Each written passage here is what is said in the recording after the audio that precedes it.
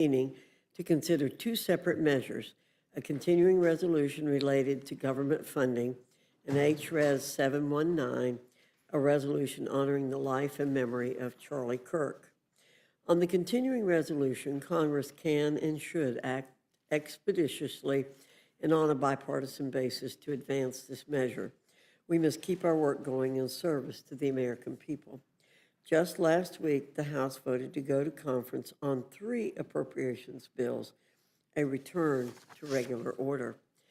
This short-term CR would allow those important negotiations to continue and hopefully result in a bipartisan resolution. Our Democrat colleagues should find no reason to object to this measure because no reasonable objection exists. I implore my colleagues, let's not use any policy focus, whether it be health care, tax policies, or even the security funding we're looking at, as a pretext for a shutdown. This legislation keeps the government open. It's that simple. On H.Res. 719, the resolution honoring the life and memory of Charlie Kirk, I say this. He spent his life advocating for the principles and God-given freedoms that underpin civil society everywhere. The world recognizes the positive, enduring impact he made and how his work continues to inspire countless men and women to debate the issues of the day. He did this all with an eye toward creating and nurturing an open exchange of ideas among people from all walks of life and glorifying God every step of the way. Fostering civil dialogue, like what Charlie Kirk did day in and day out, serves to unite us all. We should never forget that. Honoring his life is the right thing to do, and I fully intend to support this measure. I hope our colleagues on both sides of the aisle do the same. With that, I now yield to the ranking member, Mr. McGovern, for any comments that he wishes to make. Well, thank you, Madam Chair, and let's be crystal clear. Republicans have 3 choices. 1, work with us on a bipartisan bill so millions of Americans don't lose health insurance. 2, do what Donald Trump said, pass the CR yourselves. You control government, after all. Or 3, Republicans can shut it all down.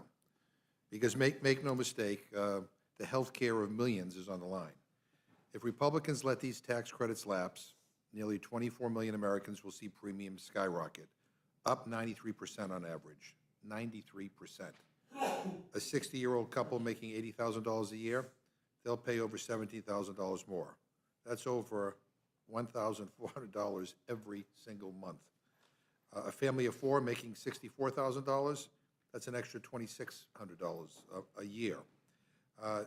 This isn't a warning light. This is a 5-alarm fire, and Republicans are pretending that it doesn't exist. The American people are already facing a cost of a living crisis, fueled by Donald Trump and Republicans' reckless policies. The Trump tariffs and the big ugly bill have raised the cost of everything, from housing to utilities, and nowhere has the impact been more serious than for America's health care. Their big ugly bill was the single largest cut to health care in American history, kicking 15 million people off coverage, closing hospitals and nursing homes, blocking preventative care, and yanking food benefits away from struggling families. Meanwhile, Donald Trump has taken an axe to the NIH, shutting down cancer research, halting clinical trials. The withholding of funding for life-saving medical research and the evisceration of common-sense vaccines programs is making Americans sicker. It's a full-fledged assault on working families, hospitals, patients, science, and driving up costs for everyone else. And here's the kicker this morning. This morning, Speaker Johnson said we can just deal with all of this later. He said, let's wait until the end of the year. Wrong. The nonpartisan CBO says if we wait until December, 1.5 million more people will lose insurance, and premiums will be even higher. Timing matters here. In just a few weeks, families will get their premium notices. On November 1, open enrollment begins. The clock is ticking. Congress needs to act to address the looming health care crisis now by preventing one of the most significant health care premium hikes in history and addressing Medicaid cuts. But instead, they have not done a single thing in this bill to restore the damage that they have caused. In fact, with this bill, they are charging full steam ahead towards the largest premium increases in American history. That is unacceptable, and Democrats will not go along with a bill that adds even more fuel to this health care crisis, pushing life-saving care out of reach for kids, families, and seniors. I thank the witnesses for being here. I look forward to hearing your testimony, and I yield back. Thank you very much, Mr. McGovern. Without objection, any prepared statements that our witnesses may have will be included in the record. I now welcome our first panel, the distinguished chairman of the Committee on Appropriations, Chairman Cole, and Ranking Member DeLauro from the Committee on Appropriations. Mr. Cole, of course, is the former chair of this committee, and we are very pleased to have him back. Your full statements will be submitted for the record, and we ask you summarize your statement in 5 minutes. Chairman Cole, I welcome your testimony. Thank you very much, Ranking Member Chairwoman Fox, and Ranking Member McGovern, and esteemed members of the Rules Committee. Again, I thank you for your warm welcome and your kind invitation to testify today. I appear before you on the Continuing Appropriations and Extension Act 2026. Over the past year, the Appropriations Committees worked diligently to complete our work on fiscal year 2026. We initially had a late start due to prior constraints, but that didn't stop us from taking quick action. Our markup process successfully delivered all 12 regular appropriations bills out of committee. The House has also passed 3 FY 2026 appropriation bills across the floor, representing over 60% of overall discretionary spending. As members are aware, the House has also voted to go to conference on our first bill package covering military construction and Veterans Affairs, agriculture, and legislative branch bills. We have every reason to expect that the House and Senate will be conferencing on these bills shortly, and that a bipartisan bicameral agreement is not only possible, but within reach. That's why we're here today. With the end of fiscal year 2025 rapidly approaching, and with a forthcoming recess due to the high holy days, we have unfortunately run out of time. Today's bill provides us with additional time. It includes a clean extension of government funding through November 21st with minimal anomalies. This short-term extension will give us time to conference and pass our first 3-bill package out of both the House and the Senate and send it to the President's desk. Once this first package is complete, we can move on to the next package of bills. In doing so, we will return the appropriations process to regular order, where it should be, and will put an end to the cycle of continuing resolutions followed by omnibus spending bills. Importantly, the bill also includes robust security funding for all 3 branches of government, including members of Congress, along with the executive branch officials and Supreme Court justices. While we expect to undertake additional security measures in the future, these resources represent an important first step in responding to the countless threats public officials face today. The legislation also does not contain a single poison pill. It's a clean CR, fully funding our government. This includes our military and defense needs, support for our veterans, and critical services for our constituents like roads, parks, child care, water projects, infrastructure improvement, scientific research, job training, and countless others. I look forward to continuing the FY 2026 appropriations process in the coming weeks. I thank each of you for your time, and I look forward to your questions today. With that, Madam Chair, I yield back. Thank you very much, Mr. Cole. Ranking Member DeLauro, you're recognized.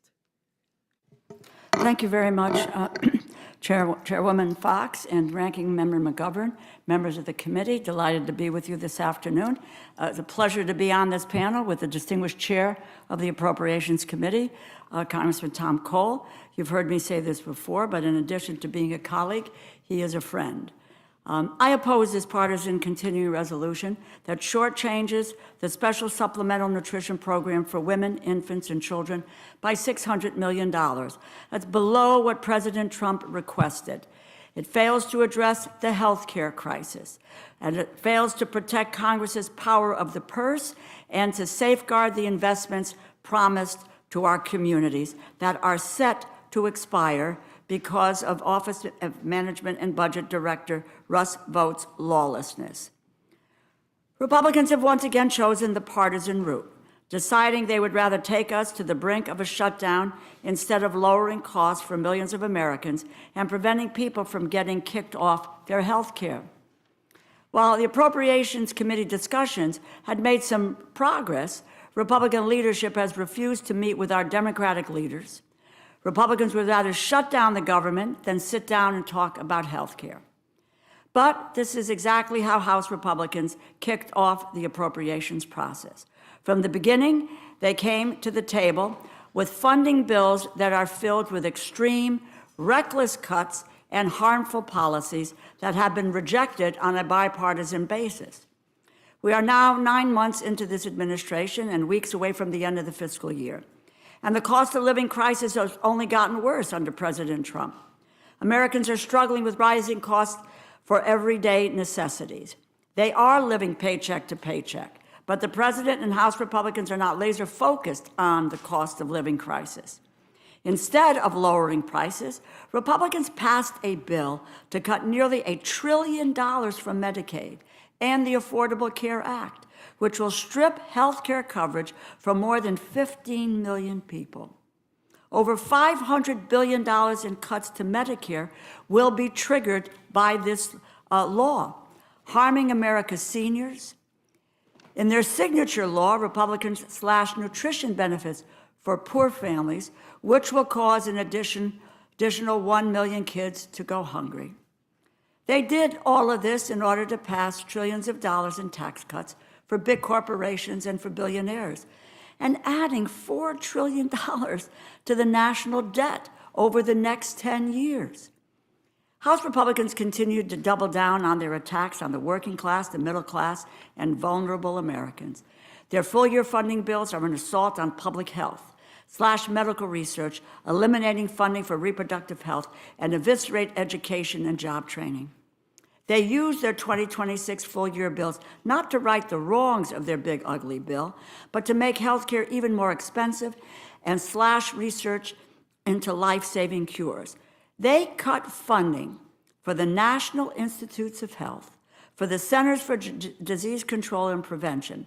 They slashed funding for state and local health departments, substance use prevention and treatment, mental health services, and eliminated funding for tobacco prevention and HIV/AIDS prevention and treatment. To top it all off, House Republicans continued their full-scale attempt to eliminate public education, decimating support for children in K-12 elementary schools and threatening the future of an entire generation. These bills are all cut from the same cloth. They help major companies and billionaires grow their power, raise prices on the backs of the working class. Hardworking Americans suffer while Republicans protect and line the pockets of billionaires and big corporations. President Trump, guided by Project 2025 author and Office of Management and Budget Director Russ Vogt, is also unlawfully stealing funds that we, Democrats and Republicans in the House and in the Senate, passed into law.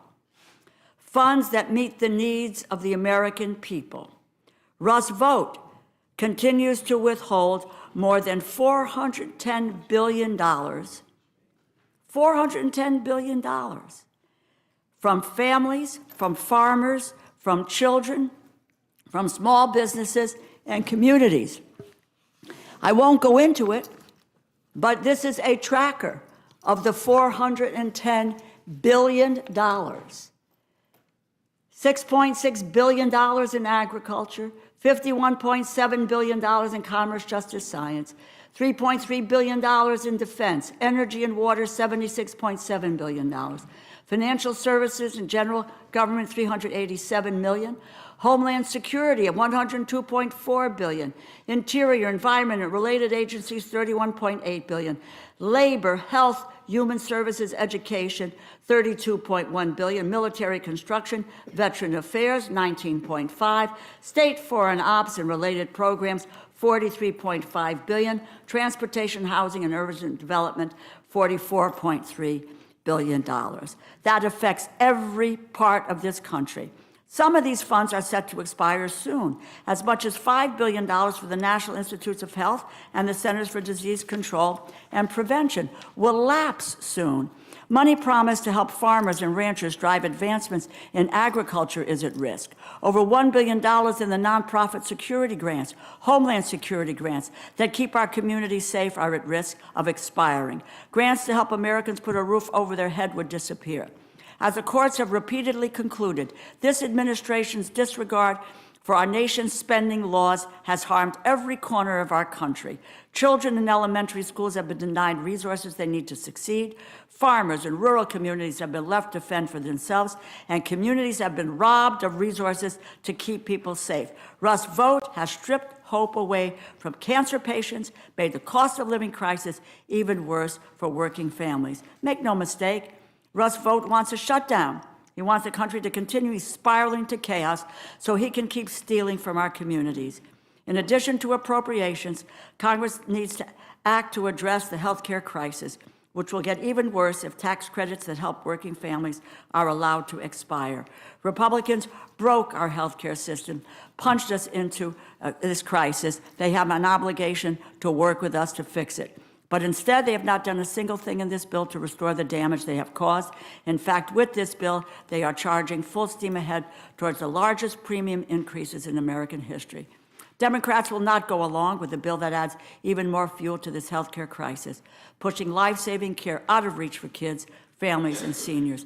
Democrats want to lower the cost of living and deliver critical services and investments to all Americans.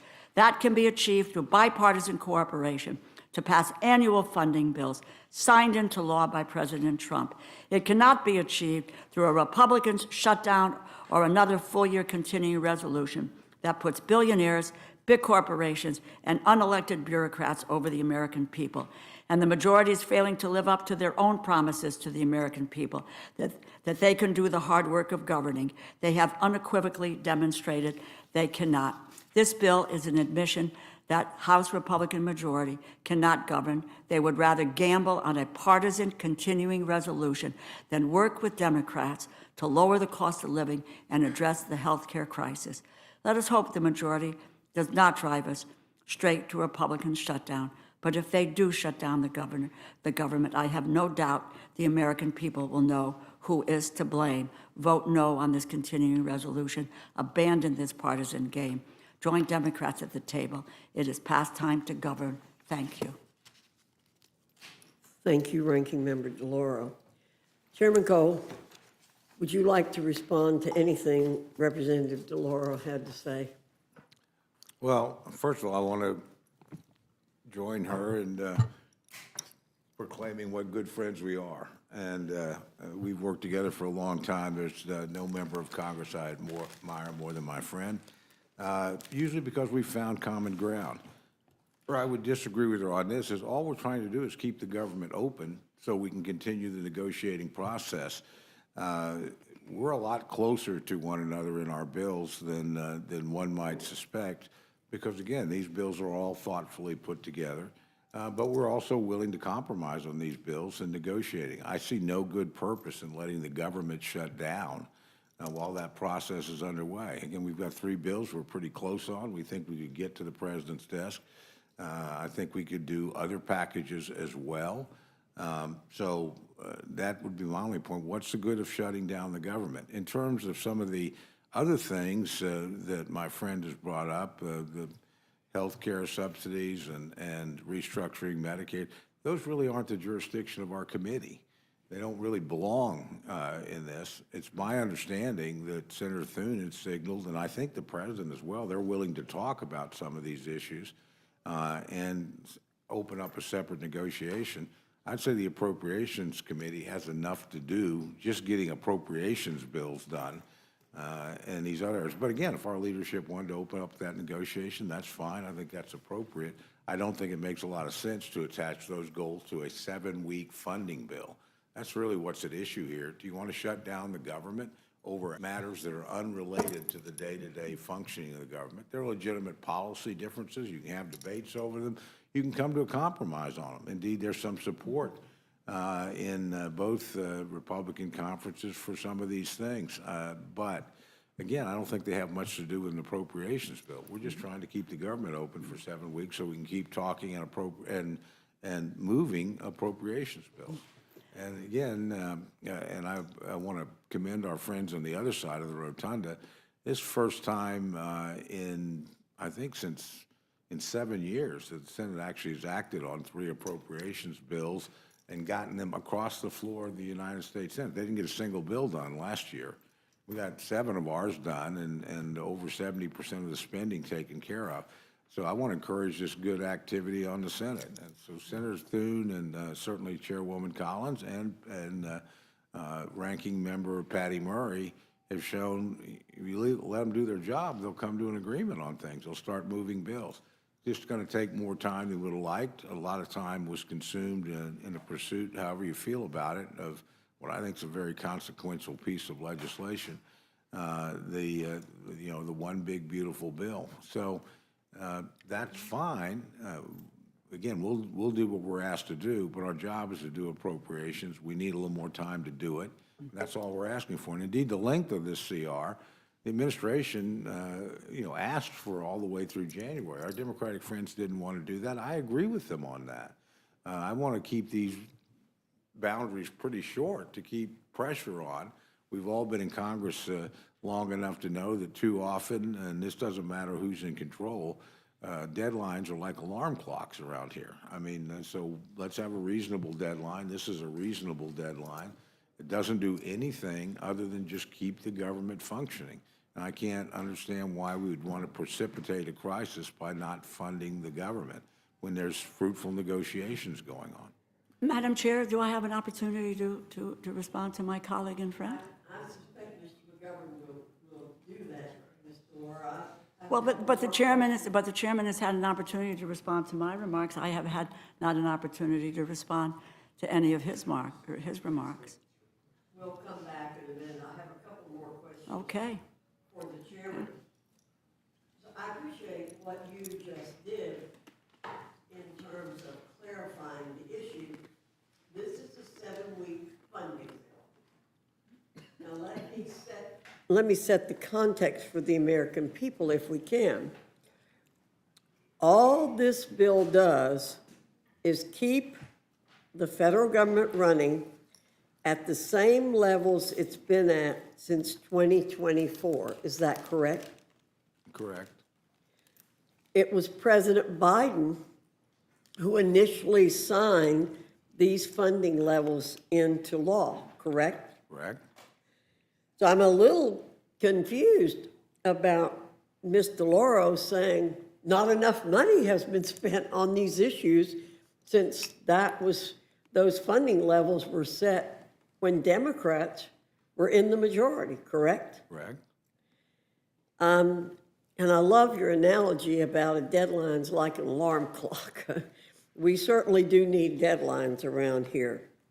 So one more thing, Chairman Cole. You're currently working with your Senate counterparts to negotiate over a distinct set of standalone appropriations bills.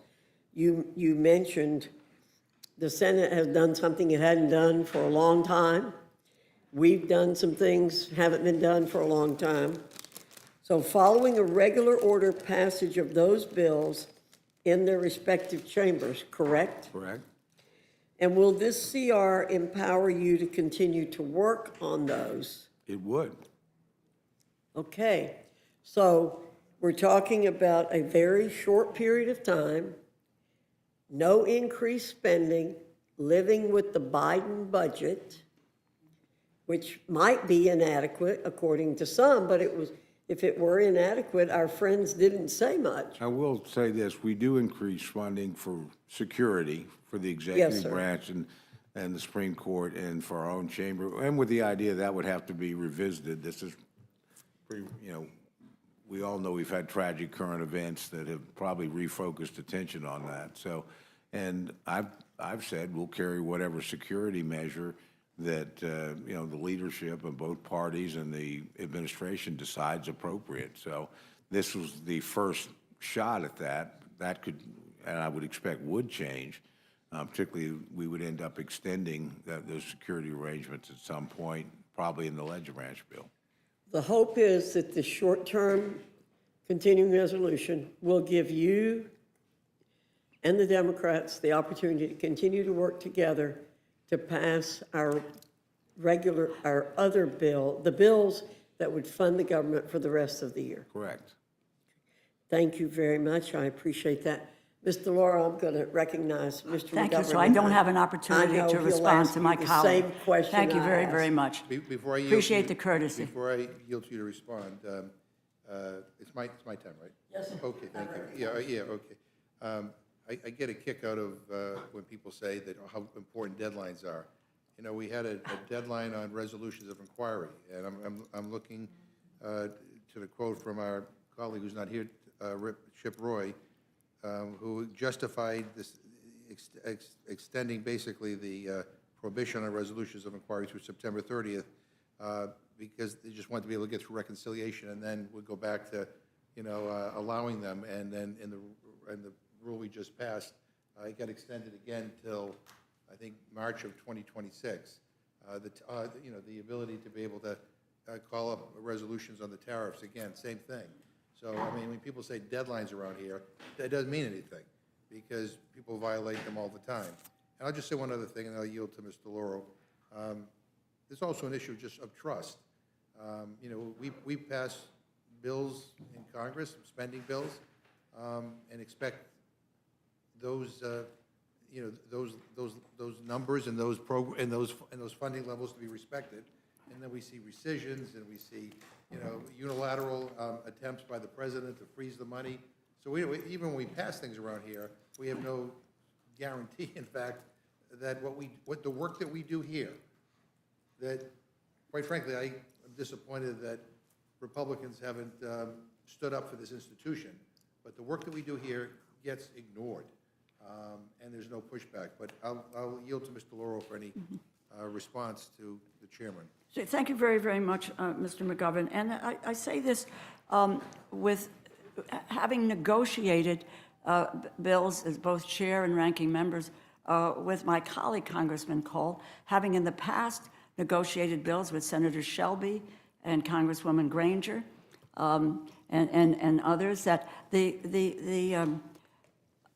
central fact of the Appropriations Committee, the heart and soul of the Appropriations Committee, is that there is no other piece of legislation where there has to be the agreement of Democrats and the Republicans, House and Senate, and then get that to the president for signature. And there's no other legislation where that is the requirement. The key is the bipartisan nature of the process, and which has been, in terms of the House bills, I make this point, the 12 House bills that came to us were nothing but unilaterally partisan bills, through and through. No consultation, no conversation. To my colleagues on the Senate side, to their credit, they, in fact, produced bills that were in committee bipartisan and on the floor bipartisan. Not the case on the House side. Nevertheless, just a small capsule here. It was just about a week ago where the four corners, House, Senate, got it together. And what we discussed at that time, and what we said was what we needed as Democrats in order to move forward was three things to support the motion to go to conference, which we did. And the first thing was top lines and subcommittee allocations for agriculture, for Milcon VA, and for Ledge Branch. And in fact, we came to a meeting of the minds on the numbers. We have moved ahead in that area so that the bills have moved forward. The second thing that we spoke about was a commitment to have a bipartisan negotiation on a continuing resolution. A bipartisan negotiation on the continuing resolution, including looking at what Democratic priorities are in terms of moving forward, and also looking at what Mr. McGovern made reference to, we have come to agreements in the past in a bipartisan way. And lo and behold, we have, and I have this in front of me, this is not a small item. $410 billion, either frozen or terminated. Dollars that was appropriated and passed by Democrats and Republicans. So we said that Democratic priorities, what those were and are, and not stealing the money that we appropriate. Interestingly enough, in this process, we have the OMB director throws into the mix a pocket rescission. How about that as a good faith effort to move forward? But, and I would just say in that meeting, both of my Republican colleagues and my Democratic colleagues, we all expressed that willingness to have a bipartisan negotiation on the continuing resolution. And the third piece was that the leadership, above our pay grade, needed to gather together to lay out what the issues were that we were going to try to move forward on. Well, lo and behold, we have a partisan continuing resolution. There has been no consultation with Democrats. There has been no indication of concern with the priorities, nor has there been, any expression that we can't continue to come to agreement, and those agreements are jettisoned because of the OMB director or by President Trump. And by the way, the president, I believe, said the other day, and about even meeting with Leader Jeffries and Leader Schumer, it's a waste of time to meet with them. That's a quote from the President of the United States saying that. He further says, he called the play last week when he told congressional Republicans, this is to jam a partisan spending bill down the throats of an American people without Democratic support. Now, that is not bipartisanship, and we're willing to negotiate, at the table to negotiate, but you can't negotiate by yourself. There needs to be a partner in that effort, and quite frankly, with regard to this continuing resolution, we have no partner. We have been frozen out of the discussions, and therefore, how do we sit down and agree to something that says take it or leave it? Not doable. So, thank you. Thank you, Mr. Let me just ask, I got a couple more things I want to raise. Ranking Member DeLauro, you and I both share a passion for improving access to nutritious food and ending hunger, particularly for children and families. The WIC program does just that. It provides modest nutrition benefits for pregnant and postpartum moms and young kids to ensure that young families can remain healthy. So we just got this CR from Republicans a few hours ago, but from my read of the bill, and Mr. Chairman, you can correct me if I'm wrong on this, it does not include the additional $600 million for WIC requested by the Trump administration. Am I right on that? Absolutely. And This is the Trump administration requested $600 million more for the WIC program. in their request, the administration said that without this anomaly, and I quote, states would not be able to serve all eligible participants at the current benefit levels, end quote. So I'm a little surprised to see that House Republicans didn't think it was important to include this anomaly in the bill. And maybe you can respond to why is it important that we address this anomaly now and fully fund WIC rather than kicking the can down the road and having this discussion in December?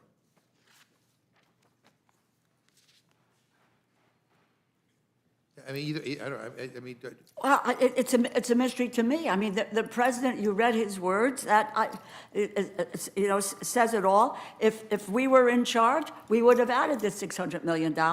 My colleagues on the other side of the aisle have walked away from what the president has requested, $600 million, in order to be able to feed women, infants, and children, to make sure that they are not dropped off the rolls here. So that's it.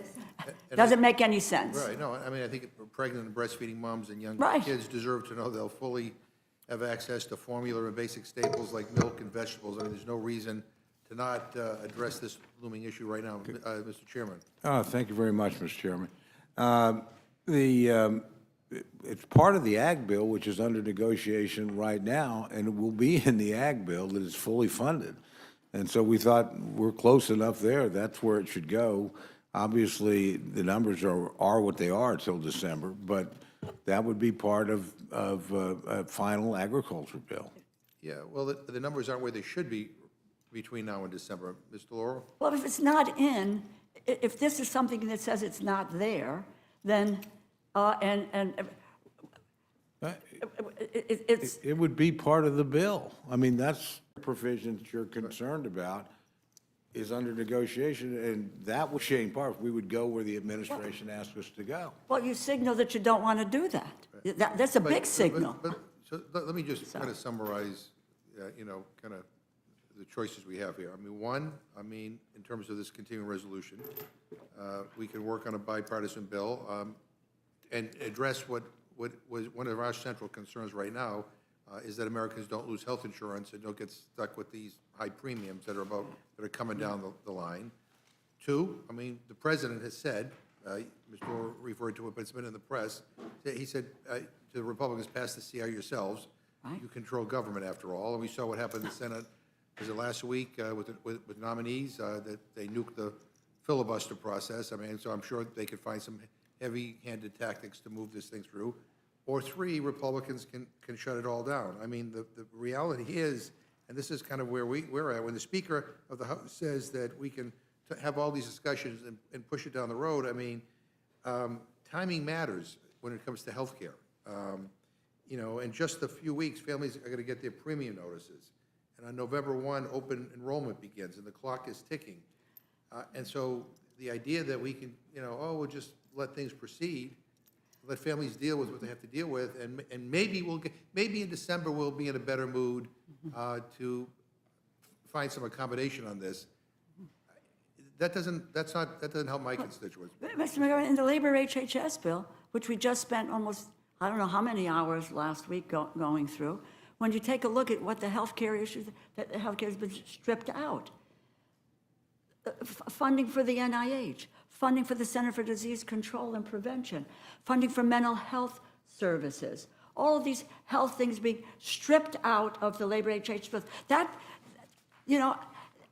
that's indicative of what you're saying. Are the ACA tax credits in the labor No. HHS bill? No. They don't That's belong what- in the bill. No, that's, We don't, that's you're- not- you're- The you're point matters, talking- how are we going to address the immediate, the soon-to-be healthcare crisis? you got hospitals or in the rural hospitals, community hospitals, all of that, which is at stake. Yes, Medicaid, 15 million people thrown off Medicaid. It's a legitimate issue to deal with in a continuing resolution. Why isn't it a legitimate issue to deal with that? You've got two separate things here. You've got an appropriations piece, but you've got other things that go into a continuing resolution. It's not the jurisdiction of our committee. You know what, around here, jurisdictions can be expanded, and the reality is, if we wait, the uninsured will be about 1.5 million people higher. And that's, I don't know, I kind of think we spent the whole day today talking about the District of Columbia, and we're going to be addressing bills regarding micromanaging the District of Columbia. I don't know about your constituents, but my constituents are a hell of a lot more concerned about their health care and the health care of their families. And it's just, and again, I'm worried that we're not going to, that we're not going to deal with it, and people are going to get screwed. Well, So it certainly won't with get that- dealt with if we shut down the government. Well, you know what? That's not you're in charge of the House, the Senate, and the White House. You guys up have the to you. votes to do it. Actually, probably you have a little more control in the Senate, because Well, we actually kept our word on the filibuster, Yeah. which is something your party No, tried to get rid well, of, they and nuked the only fili- two They senators nuked you the ran away. filibuster on the nominees last No. week, and I don't think, and if Trump tells them to nuke it on this, they probably will. And the last go-round in the Senate, they did pass it, and look where we have her, right back where we started with the continued Anyway, mess We are where we that are. we have. And but this is, you guys own this. I yield back. Thank you, Mr. McGovern. Ms. Fishbach, you're recognized. Thank you, Madam Chair, and I just want to tell you both, thank you for being here today. I appreciate it, but Mr. Cole, thank you for bringing the continuing resolution, and thank you for all your work on appropriations. Because, you know, it hasn't been done in a few years. It hasn't happened. And if I'm remembering correctly, there hasn't been conference committees on appropriations in 6 years. Is that correct? And that's longer than I've been here. So we've never been able, people of my, in my class weren't able to see regular order and how appropriations are supposed to happen. So I appreciate that we are in that process now, and we're moving it forward. And this is probably the first CR that actually made sense, that we're actually using it for what we're using it short-term. We're using a clean CR so that we can finish up the work and make sure we get that budget done. So I appreciate it. I'm not going to ask a lot of questions, but I think this is or any questions, but this is a reasonable CR that makes sense to do. And so I appreciate you bringing it forward, and I'm excited to get back to the regular order and actually do the appropriations bills. So thank you, Mr. Cole. And I yield back. Thank you, Ms. Fishbottom. Ms. Scanlon, you're recognized. Thank you, Madam Chair, and thank you for your testimony here today, our appropriators. I do have to oppose this continuing resolution. It is not a clean CR. You know, our Republican colleagues may control the House, the Senate, and the White House, but almost half the country voted for Democrats. They do not have a unified control of the entire government, and while they may have majorities, they may control the legislative process, but in order to pass a bill, they need to work with everyone, and they haven't done the work to get that done. So, you know, the concerns about healthcare are what I hear about every single time I talk with folks in my district. So we just lost the major healthcare system in our district this summer. It collapsed because Medicaid funding was not sufficient. There were also some private equity problems, but the fact that these really obscene Medicaid cuts were coming down the pike prevented anyone else from stepping up to try to keep that place running. We've seen these insane cuts to the National Institute of Health research across our region. 1 in 6 doctors in the country comes through Philadelphia as part of their training. It is a huge hub for research that makes all of us healthier. And right now they are reeling from ovarian cancer trials, staffing cuts. We're seeing cuts to healthcare at our VA institutions, and we've got several in the region. So the healthcare concerns are massive, and this bill does nothing to meet them. So we've got the ongoing concern from the cuts we saw in the big bad bill. We've got the unilateral impoundment of health funding from this White House. And now we've got the fact that the Affordable Care Act subsidies have not been continued, and that's having an immediate impact. In the next couple weeks, people's insurance bills for the coming year are going to be going out. We've already seen in Pennsylvania a request from the private insurers to boost their rates by 19%. So all of this damage to healthcare, which is coming from the White House and from the bill that got passed earlier this summer, is raising costs across our district, across the country. So, you know, Madam Ranking Member, we just heard this CR called an extension of the Biden budget. But we already know that a lot was done to the last administration's budget with the CR that passed in March. We know that there were further changes as a result of the big bad bill that passed this summer. We know that there's been impoundment of funding that was supposed to go out under the Biden budget. So can we call this a clean CR that would extend the Biden budgets, especially with respect to health care? This is not a clean CR. This is a 91-page document. It's not a clean CR. In addition to which, the point you make is clear. If we were going with the 2024 budget, as was, you know, what was the Biden? It was a Biden budget as was applied to 2025. We would have seen the, you know, the extension of the funding. Again, I can go program by program. $410 billion. You know, it's really pretty extraordinary. You know, National Institute of Food and Agriculture. It's unbelievable. NOAA disaster funding, DOJ grants. It's everything, yes, that was in there, that has been, impounded. I want to use that word. It is stealing because it is illegal as to what the OMB director is all about. And look, $5 billion. The Trump administration is currently on track to withhold as much as $5 billion in congressionally approved funding for biomedical research at the NIH and disease prevention at the CDC.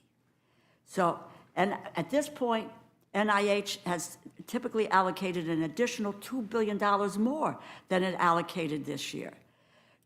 Postponed grant making, OMB delays, NIH is at risk of lapsing funding for potentially research including cancer, Alzheimer's, vaccine, and the list can go on. CDC, in unbelievable worse shape, nearly $3 billion behind its annual pace of funding allocations. They're holding hundreds of millions of dollars from HIV/AIDS prevention programs domestically and globally. So it is a full-scale assault and a dismantling of public health in the United States, which is at central to what is happening here. And this is something that we have to have back. You can't do that. And what we had sought was a provision in the continuing resolution that would ensure that unelected bureaucrat Russ Vought cannot permanently steal critical resources. I don't think that that's an unfair ask. It shouldn't be for anyone here. You voted for these things. And now some unelected official says, sorry, we're going to take the money, and God only knows what we're going to do with it, but it ain't going for what you, members of Congress, Democrats and Republicans, determined was the best thing for your constituents.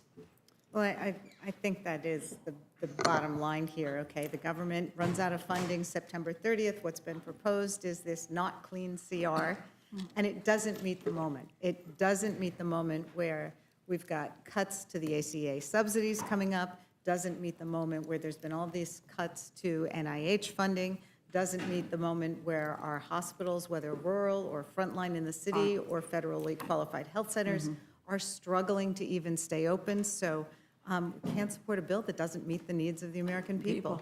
So thank you. I yield back. Thank you, Ms. Scanlon. Mr. Scott, you're recognized.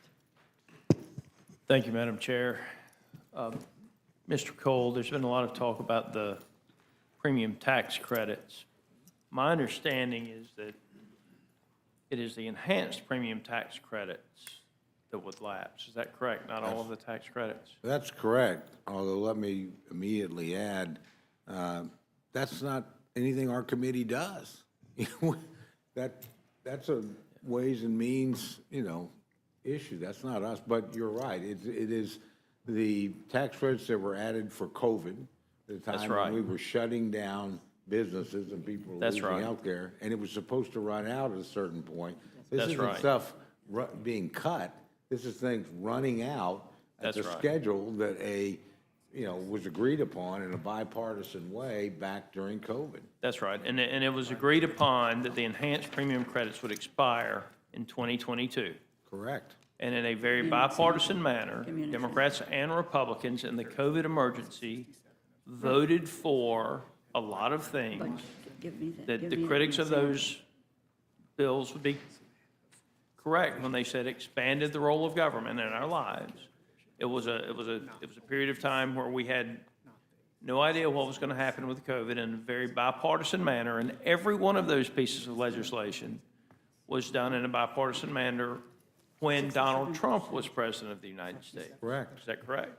That's correct. And then now that the COVID emergency, if you want to call it that, is over with, the Democrat demand is that we continue to spend as if we're in a health care emergency as we were with COVID.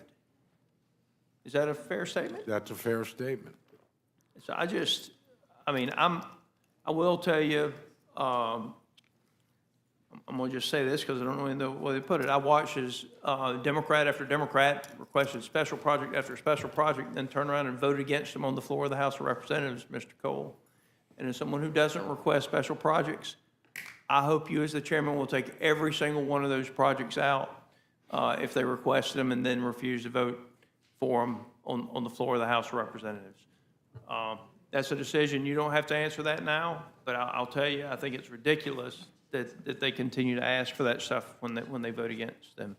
And that's coming from someone who's never requested one.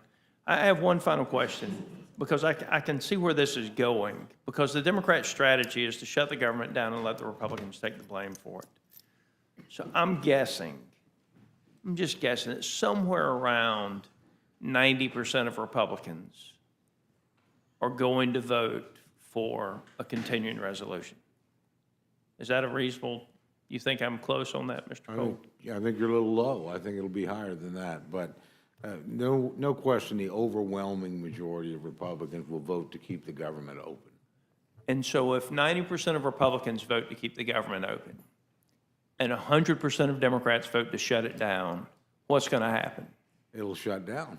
That's exactly right. And then the Democrats are going to turn around and point the finger and laugh about the government shutdown and blame it on Donald Trump, when ultimately they've got the ability to walk out there and push the green light, just like 90% of Republicans are going to do, but they're going to intentionally fail this. At least their leadership is going to try to intentionally fail it. Some of them may have the backbone to stand up to their leadership, but their leadership is going to try to intentionally fail this. The Democrats want a government shutdown because they want something else they can blame on Donald Trump. And then they're going to turn around and laugh about it. And I'm going to tell you, I'd be real careful when you got Russ sitting in there at OMB at what it might cost you to turn it back on. That's just my advice to my Democrat colleagues in the room, is you need to think twice before you shut it down this time. You need to think twice. But it is the enhanced premium tax credits that were supposed to go away at the end of 2022. Not all of the premium tax credits are going away, as the Democrats want you to believe. I want America to know, I expect 90% of Republicans, somewhere in that range, are going to vote for the bill. I expect, maybe a couple of Democrats will vote for it, maybe they won't. But the Democratic leadership is pressing the Dems to vote no on the bill, knowing that if no Democrat votes for the bill, the government's going to shut down, and then they're going to blame Donald Trump. This is the game they play. They do it all the time. It's very predictable. I don't have any other questions for you, Mr. Cole. I wish you the best with your negotiations, Madam Chair. With that, I yield the remainder of my time. Thank you very much, Mr. Scott. Ms. Leisure-Fernandez, you're recognized. Thank you, Madam Chair, and thank you, Chairman and Ranking Member of the Appropriations Committee, for coming before us on this continuing resolution. What has always struck me every time the two of you have come before us is how much you emphasize that the appropriation process is bipartisan. Correct. But what also strikes me is that this particular continuing resolution appears to be highly partisan, right? Chairman Cole, it is not a bipartisan continuing resolution, correct? I would disagree. The length of the resolution is what the Democrats asked. There's no partisan elements in this. You're arguing against it for what's not in the bill, not what is in the bill. I always advise legislators, that's a mistake. Judge it what's there. Is there anything offensive in there? No. Nobody's mentioned anything offensive. Is it a shortest length that we know you wanted? Yes, it is. The president, the administration, wanted it to go into January. We thought, I agree with my friends. I think that was a mistake. But the point is, if it was partisan, I'd have done what the administration asked us to do, not what my Democratic colleagues asked us to do.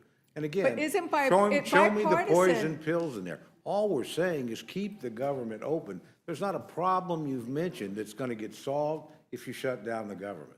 If you think that's the solution, you're making the same mistake Republicans made in 2013 when they said, we're going to link something that doesn't have to do with day-to-day government Obamacare because we don't like it, and you will give in because we shut down the government. Didn't work then, probably won't work now. But whatever it is, I mean, the desire to, this is a clean, let's just keep talking for 7 weeks on 3 bills that we're awfully close on and send them to a package. And that, we hope, will start a pattern of doing it that way. Don't accept the assertion that it's a partisan, it's a clean continuing resolution. It's not a partisan continuing resolution. If you're against it because of what's not in it, that doesn't make it partisan. If you want to put other things in, or you want to have other avenues of negotiation, I think Majority Leader Thune, again, signaled he's willing to talk about this. He's not willing to link it to a 7-week CR. So bipartisan, by its nature, is bipartisan, which means that both Democrats and Republicans are agreeing on a compromise and have worked something out. Bipartisan means Democrats and Republicans, which is the question. Ranking Member DeLauro, is this a bipartisan CR? Not by a long shot. And I go back to, and I don't want to lose track, when the Four Corners, and Chairman Cole and myself, and Chairman Murray, and Chairman Collins, and Ranking Member Murray, when we sat down, we talked about, there was a willingness, thank you so much, they talked about the willingness to have a bipartisan negotiation on the continuing resolution. No such negotiation on a bipartisan basis existed. And by the way, I would just say is Senator Thune and Speaker Johnson, after letters from our leader, Hakeem Jeffries, and Leader Schumer, wrote twice in August to the Republican leadership and asked to sit down and speak. No answer, no ability, there was no movement to get the four of that, at that level, Four Corners at that level to sit down and speak. It asked over and over again. So in no way is this a bipartisan continuing resolution. I have to make this one point. I make it to my chairman. 67 of the pages of the 91 pages contain authorizations that more importantly belong with Energy and Commerce or with Ways and Means. There are healthcare provisions in there, so you pick and choose what you want to do, and what you don't want to do is to put in. And the things that we're talking about, Democratic priorities in terms of that negotiation, were never ever spoken about or never had the opportunity to engage in conversation about getting them into the bill. Because, and I'm glad you made it, but I want to go back to the point about bipartisanship. And one of the reasons that it is not a surprise that we are now seeing a CR that is not bipartisan, because it does not contain Democrat and Republican, which is the definition of bipartisan, when you have the president saying, I quote, should not even bother with Democrats, close quote. Right. So President Trump has told Republicans, don't even bother with Democrats. He has told Republicans, Republican votes, that's all, close quote. So instead of a bipartisan, which is how you guys always describe what the appropriation process is doing, you have a president saying, I don't want Democrats. And he doesn't want to include Democrats because he doesn't want to fix the problems we face. As you pointed out, and I wanted to know, because we keep hearing we can't deal with this, CRs always contain the things we need to fix right now. That's just, I haven't been here as long as some, but it seems to me that that's what we do. And so 67 pages out of 91 contain authorizing language. And there are things that need to be fixed right now.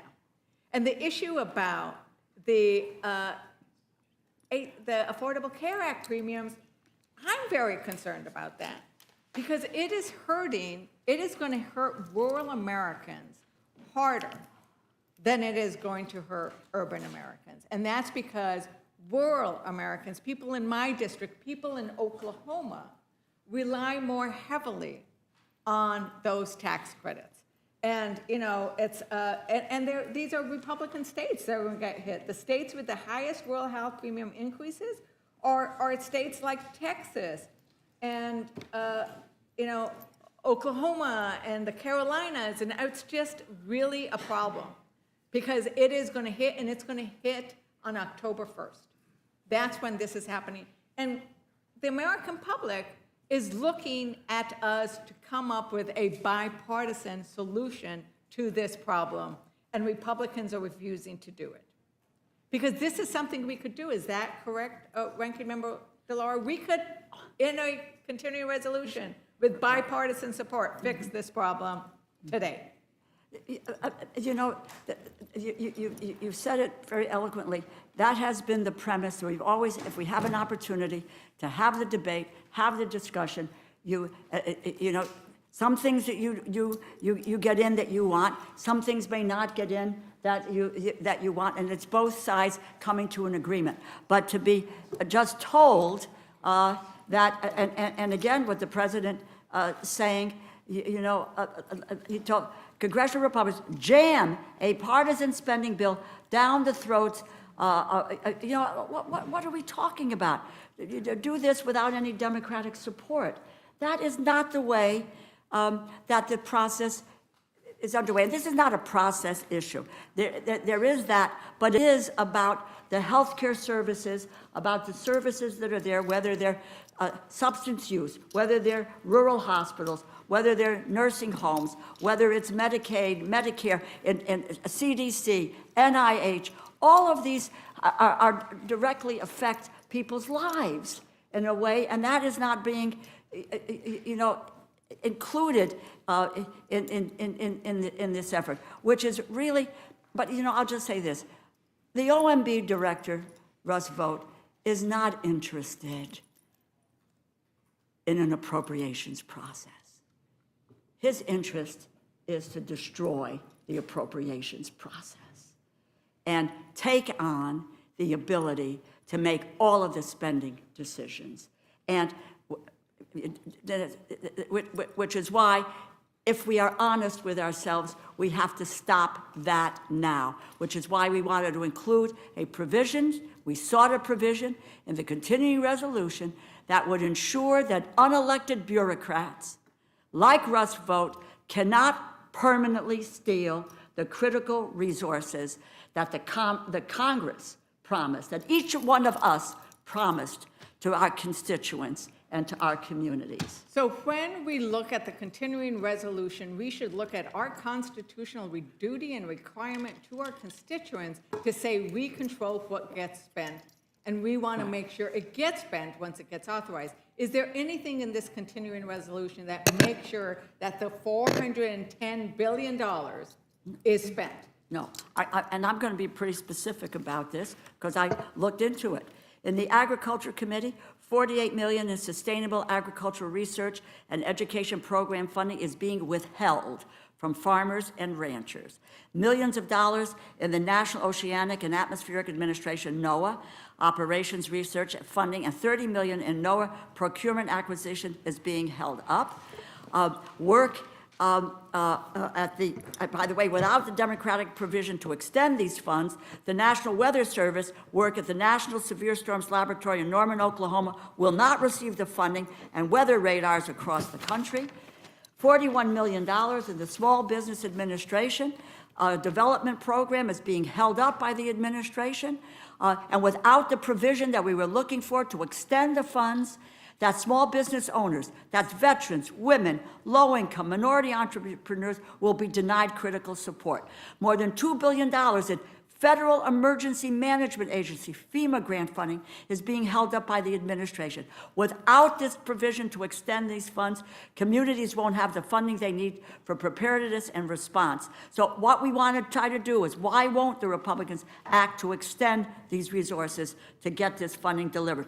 $5 billion, which I mentioned already, biomedical research funding at the NIH and the Centers for Disease Control is being held up. And again, without the provision to extend the funds, research, Alzheimer's vaccine, and the list goes on, and now just $150 million in homeless assistance grants Build grants for youth, permanent supportive housing. Biggest issue in the country today is the cost of housing for homes and for apartments. Without that provision to extend the funds, which we wanted to put in, youth, survivors of domestic violence, families experiencing homeless will not have access to stable housing. This is unconscionable. This is real.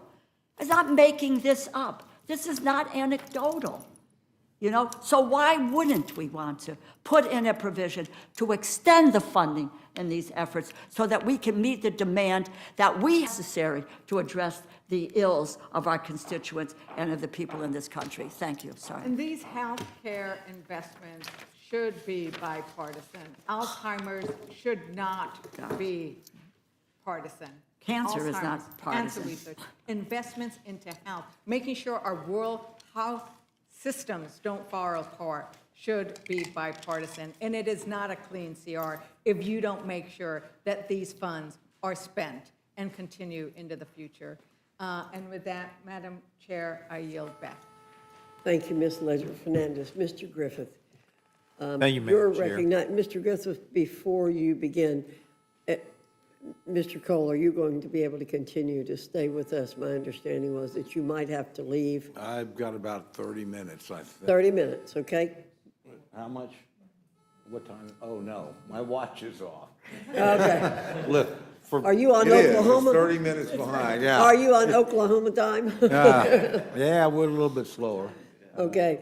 Well, my understanding If was. it's okay, then I will depart, but I don't want to stay if you need me to stay. Without objection, you're excused, and we will invite your colleague My to. colleague and my vice chairman of the Full Appropriations Committee, so he's more than that. So, Mr. Diaz-Balart. thank you very much. We welcome you to the Rules Committee, and we thank you. Thank you, Mr. Cole. For being willing to come. Mr. Griffith. Thank you very now much. You're recognized. Mr. Diaz-Balart, did I hear him say that you were the vice chairman of the Appropriations Committee? Yes, sir. Vice chairmen are very important, just saying, very important. Well, Mr. Griffin, I will readily admit that no one can replace Chairman Cole. So I understand. Same with Virginia I Fox. should have said Vice Chairman Griffith. there you go. Now I understand.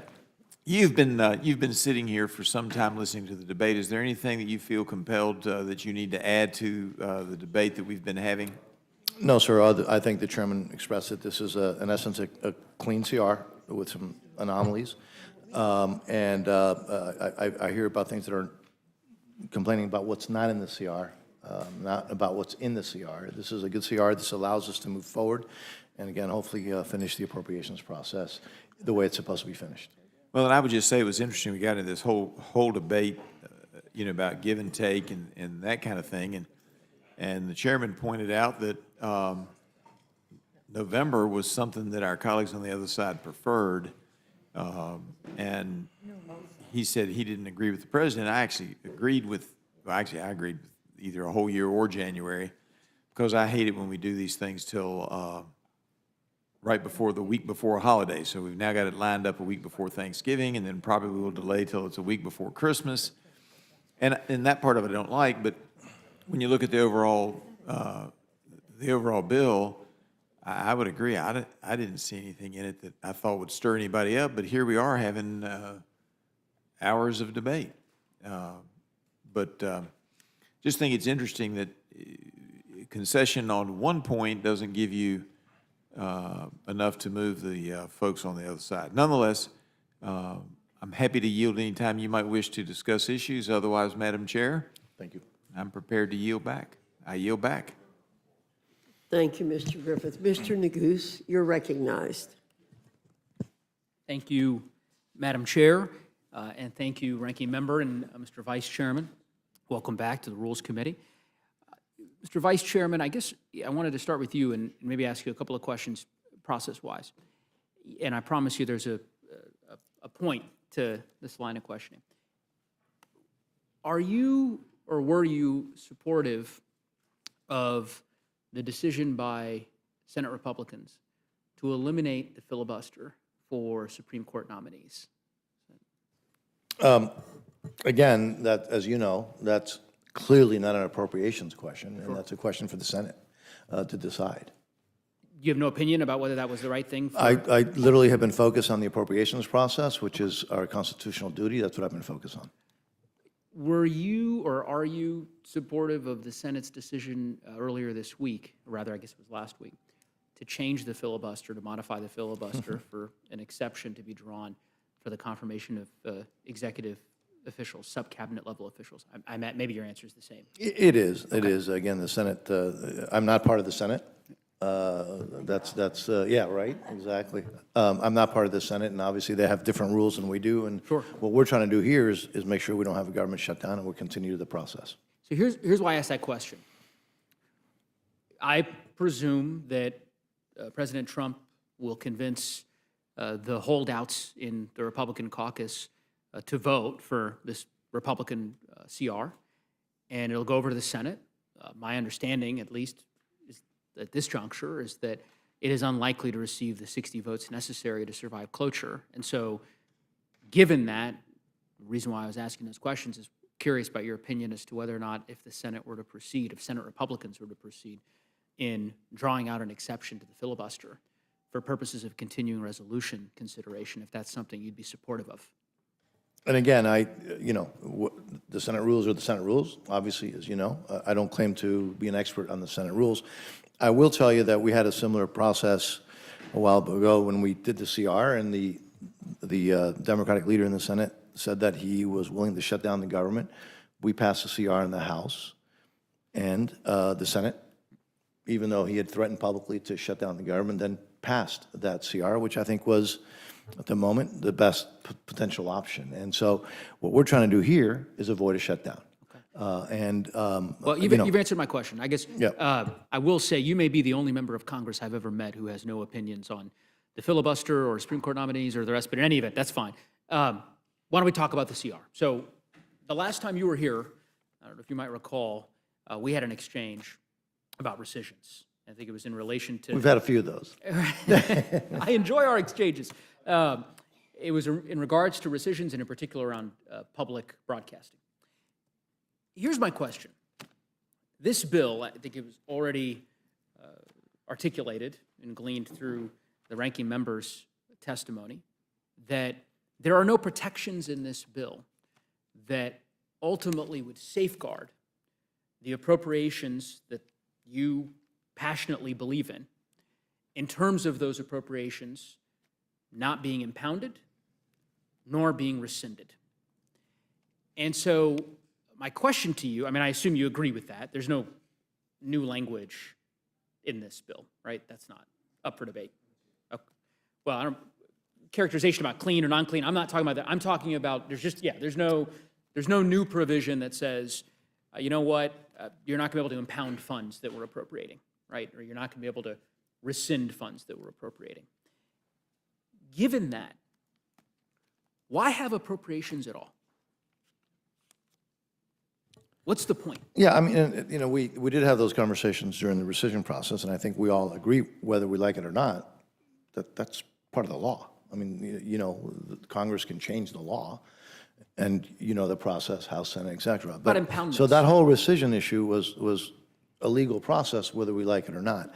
What we're trying to do here, sir. What about impoundments? What we're trying to do here is not shut down the government. And so we are facing, You've said whether that we like it, about 5 times. well, but that's because that's what this bill does. So we Okay. can talk about other things about what the Senate may do on a Thursday if it's cloudy. Okay, But what all right. this bill does I'll is reclaim my try to time. avoid a shutdown. I'll reclaim my time. Here, I'll give you a much simpler example, because you're in charge of the State Foreign Ops Committee, right? You're the chairman, I think? Yeah, it's NSRP, National Security, State and Related Programs. National Security and Related Programs, okay. Correct. So this CR funds at current levels a variety of programs that come under your jurisdiction. And you feel very passionately about supporting those. And if this bill is passed and is signed into law, there is nothing stopping this president from impounding any number of the programs that you care about. Why do we know that? Because he's done it already, repeatedly, for the last 8 months. So my point is, it begs the larger question. At some point, we're going to have a debate in the Congress about whether to have an appropriations committee. It doesn't strike me, in this environment, I'm not really sure what the purpose is of the work that you do, because you know, we spent a lot of time debating appropriation bills and CRs at current fiscal year levels, also that Russell Vogt and the folks at OMB can disregard all of your work. I don't get it. I'm not really sure. You know what, Mr. Diaz-Balart, I predict this will be true. I think you will see members, new members, incoming members of the House, who used to believe that the Appropriations Committee was a prized assignment, somewhere that they'd love to go serve, that they will now say, you know what, I'm no longer interested in serving on the Appropriations Committee. What's the point of serving on the Appropriations Committee? There is no appropriations process. Russell Vogt has broken it into pieces. If I may. If I may. Yeah, look. Go ahead. I think, no, I think your thought, you're thinking about, you know, we should have those conversations is absolutely a positive thing to do. And this pressure, or this back and forth between Congress and the administration, as you know, is not new. I recall when we had a different president who decided to fund things that were neither appropriated nor authorized. And, you know, so this is not new. That was, I'm talking about President Biden did that with, for example, the student loan things. So I actually, by the way, welcome your thoughts and your concern about making sure that Congress is relevant.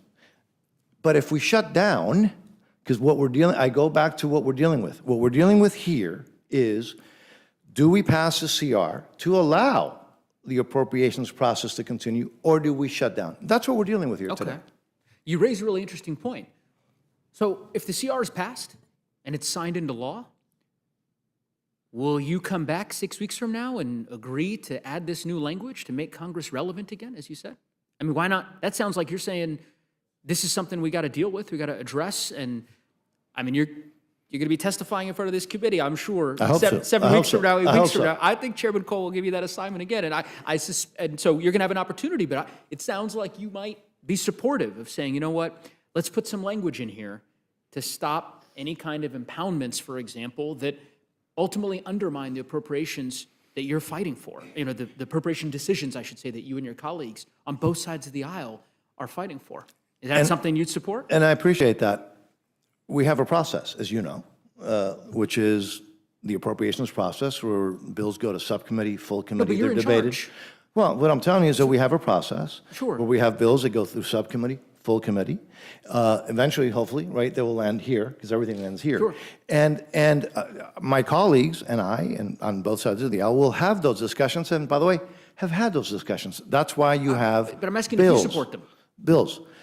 Because I can speak for the Democrats, me. I mean, we Well, have Rosa here. You can speak Trust for the me, we're- Democrats, but I don't remember the outrage and when the previous administration decided to fund things that were not only not appropriated, they weren't authorized or appropriated. So I hear you. that's why I'm telling you, these are good discussions to have, but right now, we need to focus on what we have in front of us, Okay, if I may, well- which is, if we don't pass a CR, what are we facing? A potential shutdown. That, by the way, is in nobody's best interest. Well, I'm going to stop there because I appreciate the chairwoman's indulgence. But I will just say, again, you're going to have an opportunity 6 or 7 weeks from now. I predict that that's going to be the case. And I hope, I mean, again, we don't need to have a discussion about it. Democrats will support language that puts up guardrails. And at the end of the day, I think it's a now or never moment, in my view, for Republicans to step up and defend the prerogatives of the Congress and the Constitution. But Ranking Member DeLauro, I guess I might, if I might. I would just make this one point, Mr. Naguse, in that I think the heartbeat of the Congress is the appropriations process. It's $1.7 trillion every single year. You can find a bill that we enact for 5 years and then it's gone, 10 years and it's gone. This is every single year.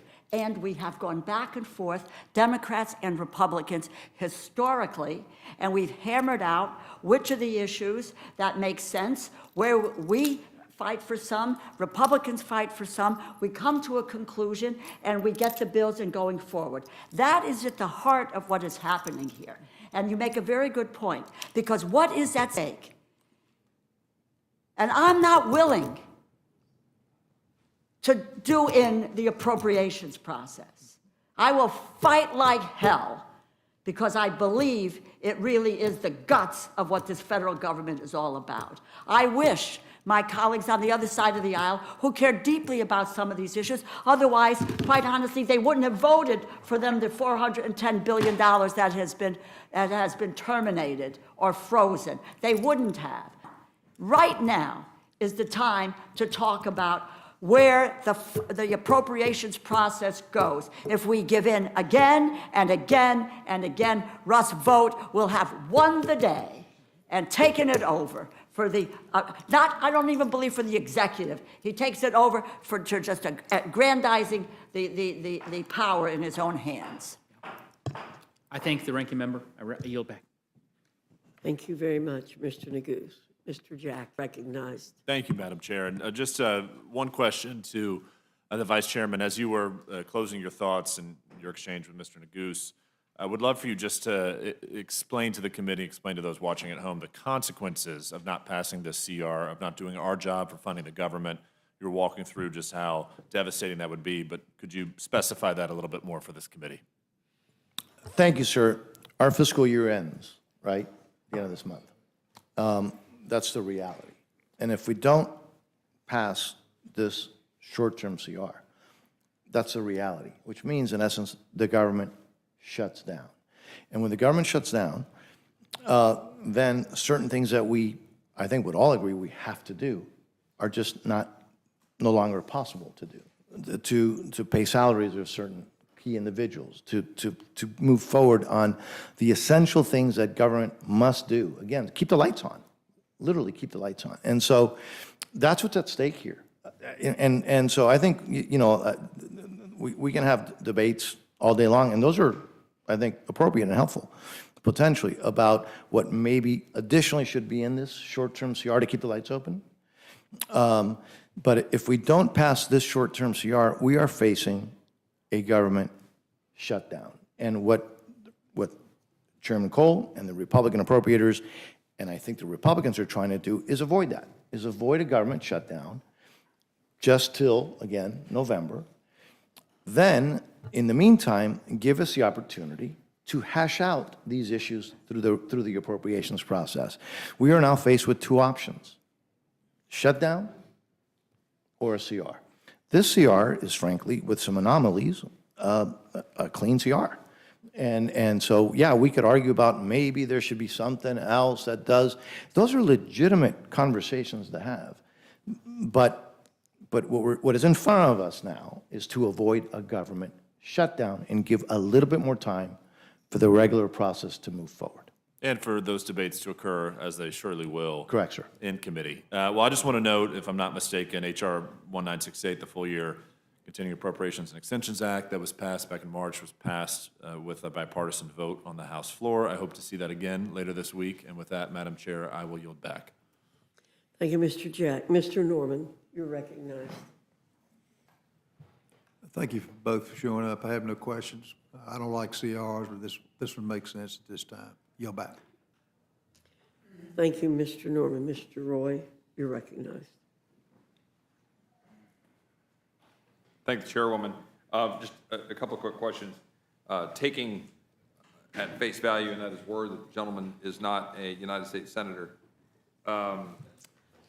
the questions that were asked of you, I think it merits observing that the rule change that is currently the Senate has put forth is in direct response, without getting into the intricacies of the Senate, not being a United States Senator, is in response to an extraordinary historic level of blocking nominees. Would the gentleman agree?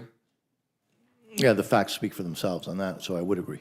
As the majority leader of the Senate noted, that when you look at the voice votes or unanimous consents in the first term of different presidents, or in the terms of different presidents, that 96% under H.W. Bush, 98% under Clinton, 90% under W. Bush, 90% under Obama, 65% under Trump 1, 57% under Biden, 0% under Trump 2. Now, that's according to the majority leader of the Senate. You can take up those facts with the majority leader. My point is just this. It has been an enormous blocking of the Senate confirmation process by Democrats in the upper chamber.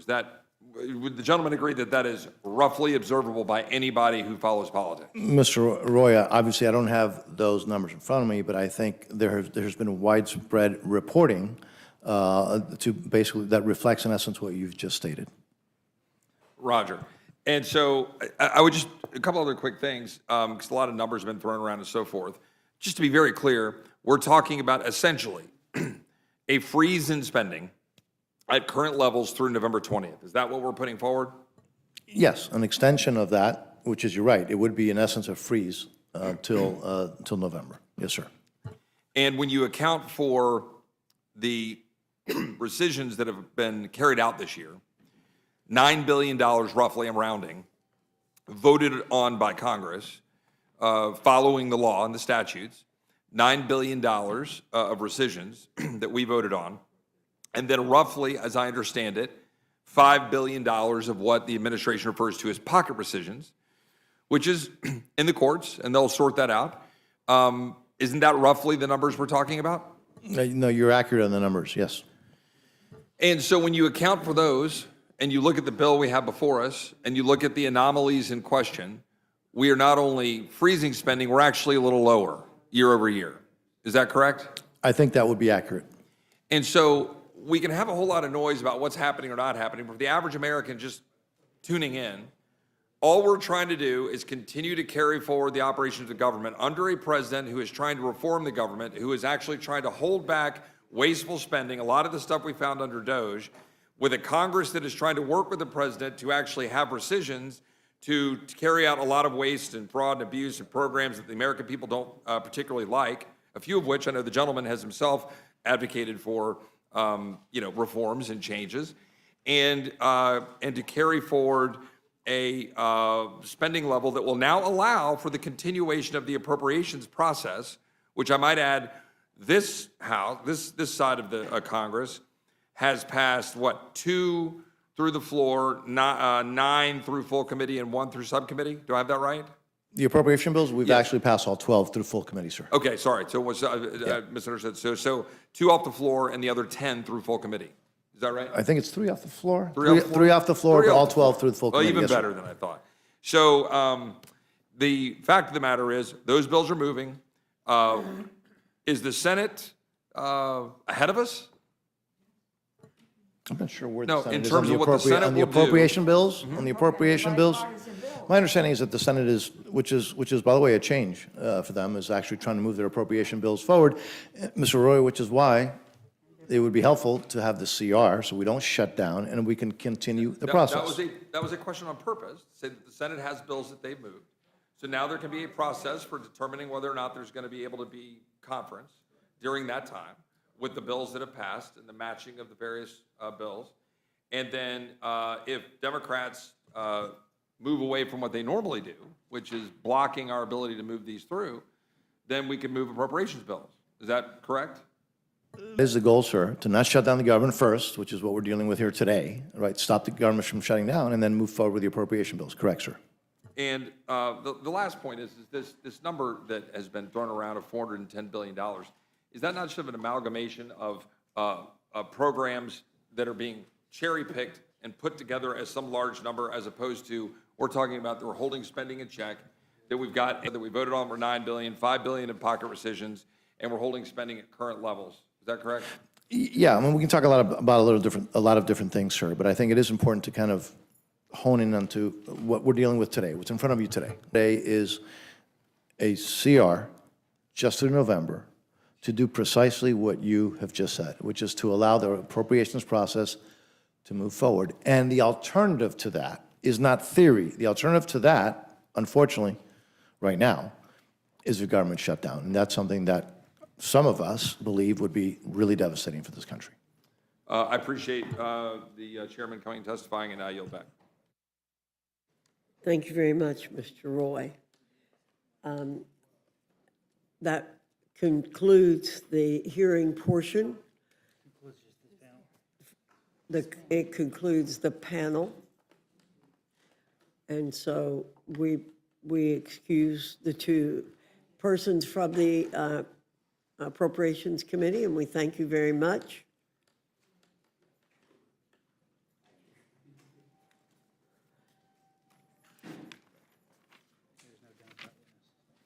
I now welcome our second panel, Representative Luna from the Committee on Oversight and Government Reform. Your full statement will be submitted for the record, and we ask that you summarize your statement in 5 minutes. Representative Luna, I welcome your testimony. Thank you, Chairwoman. I want to thank you, Chairwoman Fox and Ranking Member McGovern. I'm urging the Rules Committee to grant a prompt rule for the House consideration of H.Res. 719, honoring the life and legacy of Charlie James Kirk. On September 10th, a horrific tragedy was inflicted on America when a courageous American patriot, devout Christian, dedicated husband and father of two, my friend and one of the most prolific conservative political minds of our time, had his life tragically cut short in a targeted act of political violence. A deranged man who was apparently radicalized by progressive left ideology assassinated Charlie for his family and the entire world to see.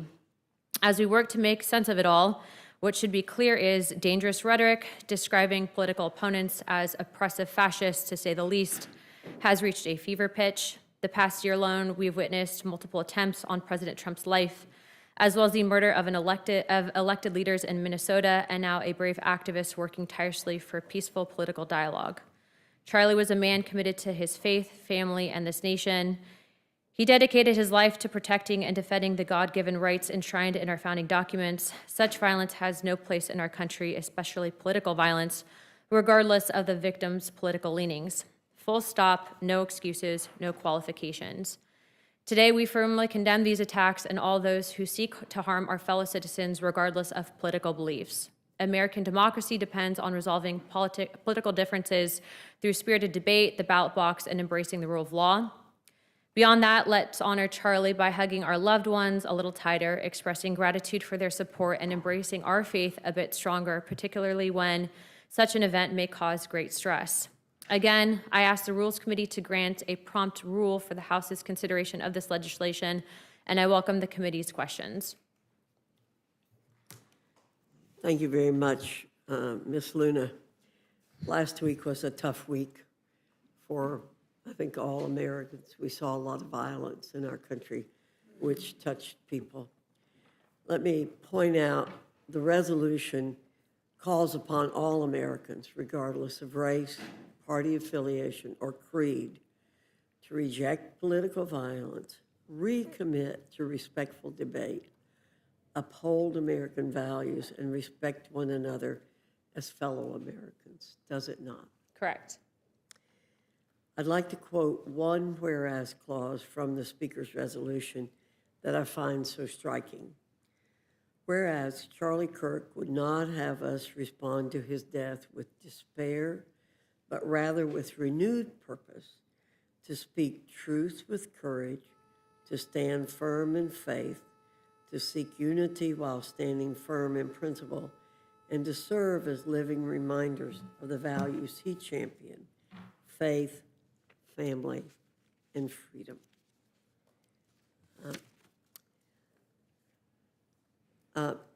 Let me also say, to educate the broader public, the resolution then continues as all resolutions do. It reads now therefore be it resolved, and this can be Congress's resolve, can it not, that we can respond with that renewed purpose, to speak truth with courage, to stand firm in faith, to seek unity while standing firm in principle, and to serve as living reminders of faith, family, and freedom.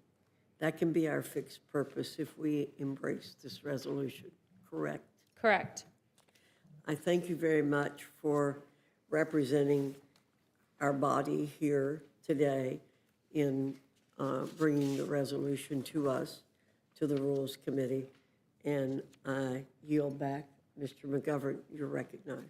Ms. Luna, thank you for being here, we all condemn this terrible tragedy, and I just want to say that I know that you were a personal friend of Mr. Kirk, I think Mr. Roy as well, and I know this hit you both particularly hard, and I just want you to know that we're aware of that, but I appreciate you being here, and I thank you, and I yield back. Thank you. If I could just add in one more thing too. Representative Moskowitz has an amendment 5371, and I want to let you all know that I'm actually co-sponsoring that amendment. It's calling for for an additional pot of money, $250,000 for the MRA to be used for a designated security personnel for members of Congress.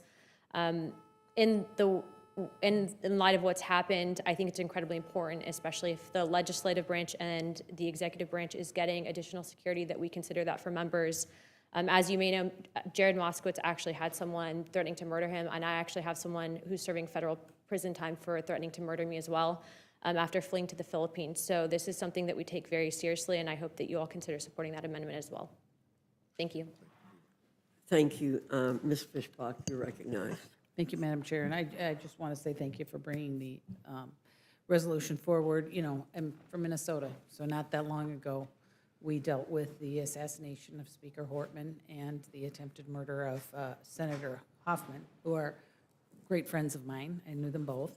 And so I just would say we just have to recommit to treating each other with respect and stop the inflammatory language. And I think that both Speaker Hortman and Mr. Kirk treated people with that respect and really did a wonderful job making sure that people felt heard and that they were listening and having a conversation and not using the inflammatory words. So thank you for bringing it forward, and I just wanted to mention that.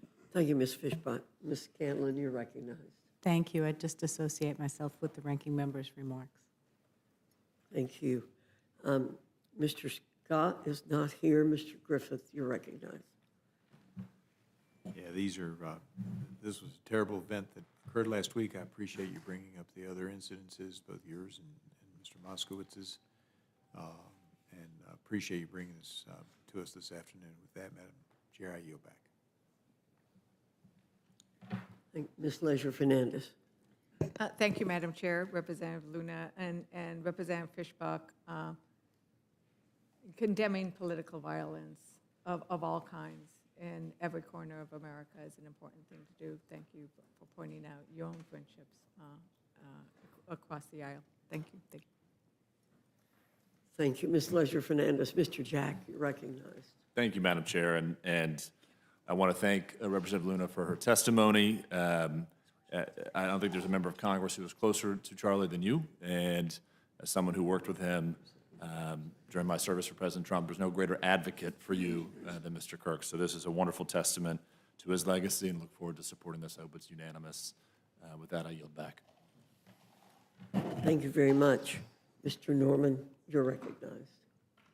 Thank you for your words. Thank you for bringing it to the Rules Committee, and I think it's a proper time. I just got a note that said I think it doesn't, it's amazing, but it said Charlie Kirk died at 12:23. That coincides with John 12:23, about a kernel falling to the ground, and that life is after that. Very fitting. Thanks for bringing it. I yield back. Mr. Roy, you're recognized.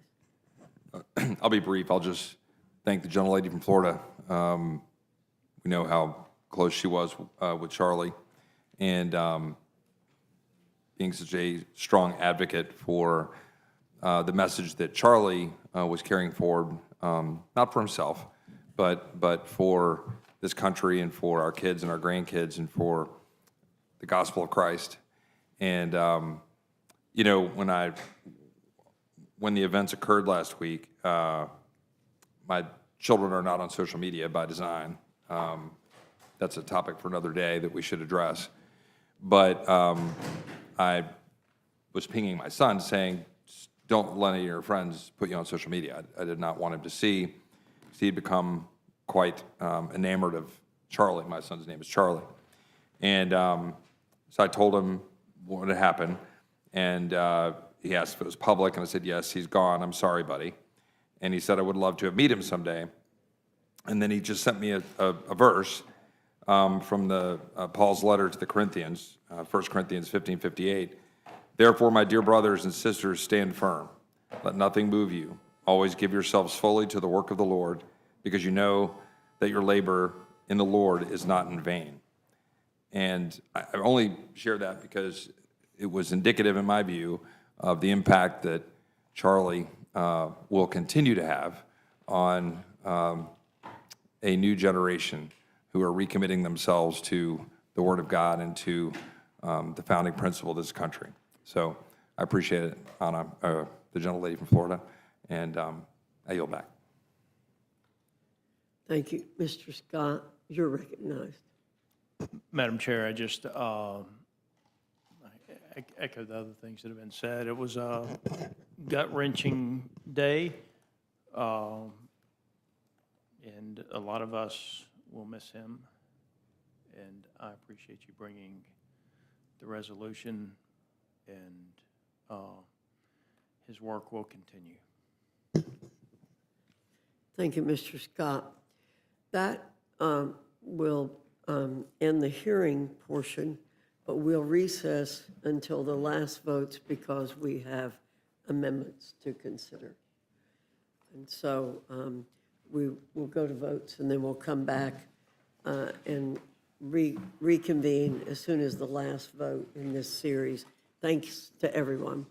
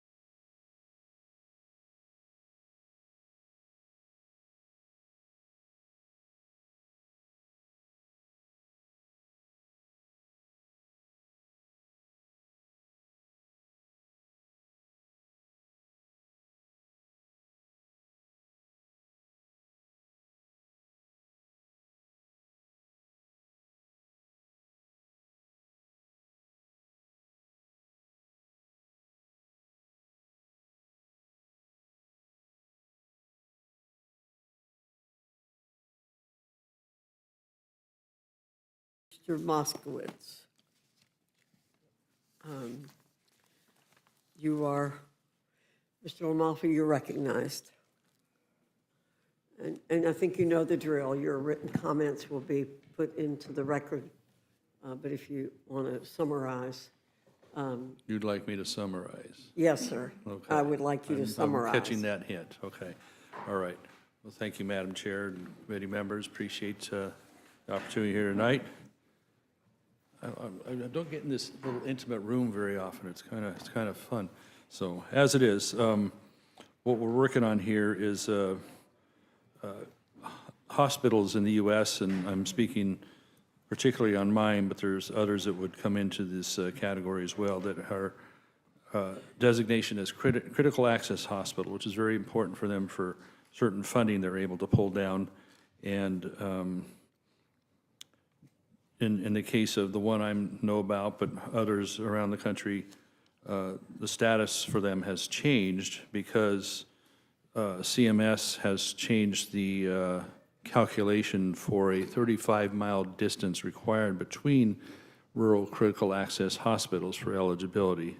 In the case of the one in my district in Glenn County of Northern California, the 35-mile distance had always been accurate for the last about 24 years until a recalculation using Google Maps and using a different route that nobody would actually use in an emergency made it less than 35 miles for that eligibility. And so that's thrown them out again after over 2 decades of eligibility, and their status is still actually current on that too. So there wasn't a change of status or an expiration in that sense. So CMS changed the routes to how that calculation is done, and because of this new calculation, they're now ineligible. And for what this at least means for Glenn Medical Center in my district in Northern California is that very soon they're going to go out of business because of that. The critical access emergency room aspect is an important part of their funding. And when you look at Glenn County, it's the only one in the county and the only one nearby. And so it's a very rural county that has a ratio of doctors to 1 to about 5,600 population, when the national average is about 1 to every 337.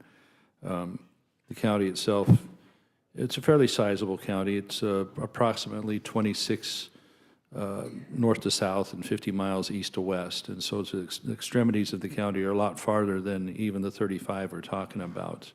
So rural healthcare is indeed a challenge.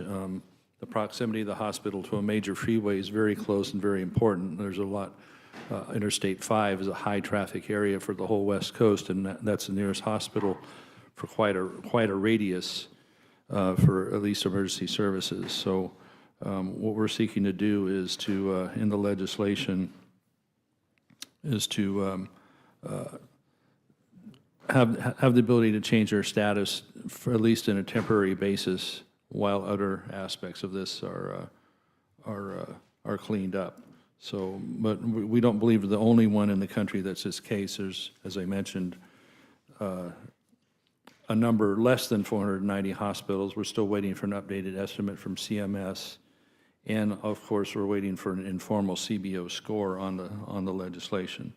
So, the mistake was that they claimed that they shouldn't have given this status to begin with because of that eligibility, yet the calculation is only a recent calculation. And so now what we'll have is a hospital that people rely on, and a lot of people, even not from the area, travelers would rely upon having that pulled away from them because of a recent recalculation of maps.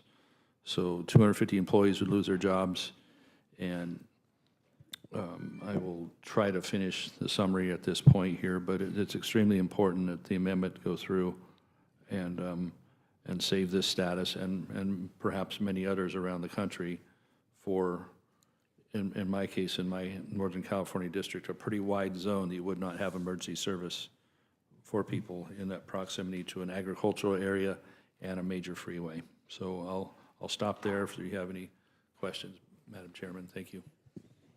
Thank you very much. Mr. Moskowitz, you're recognized. Madam Chairwoman, thank you. My amendment is pretty simple. it would give every House member and every senator $250,000 into their MRA account dedicated for security of the member. Could be security products. It could be a person on your staff dedicated to security. If you're going to add that person to your staff, it would have to be approved by Capitol Police and House administration.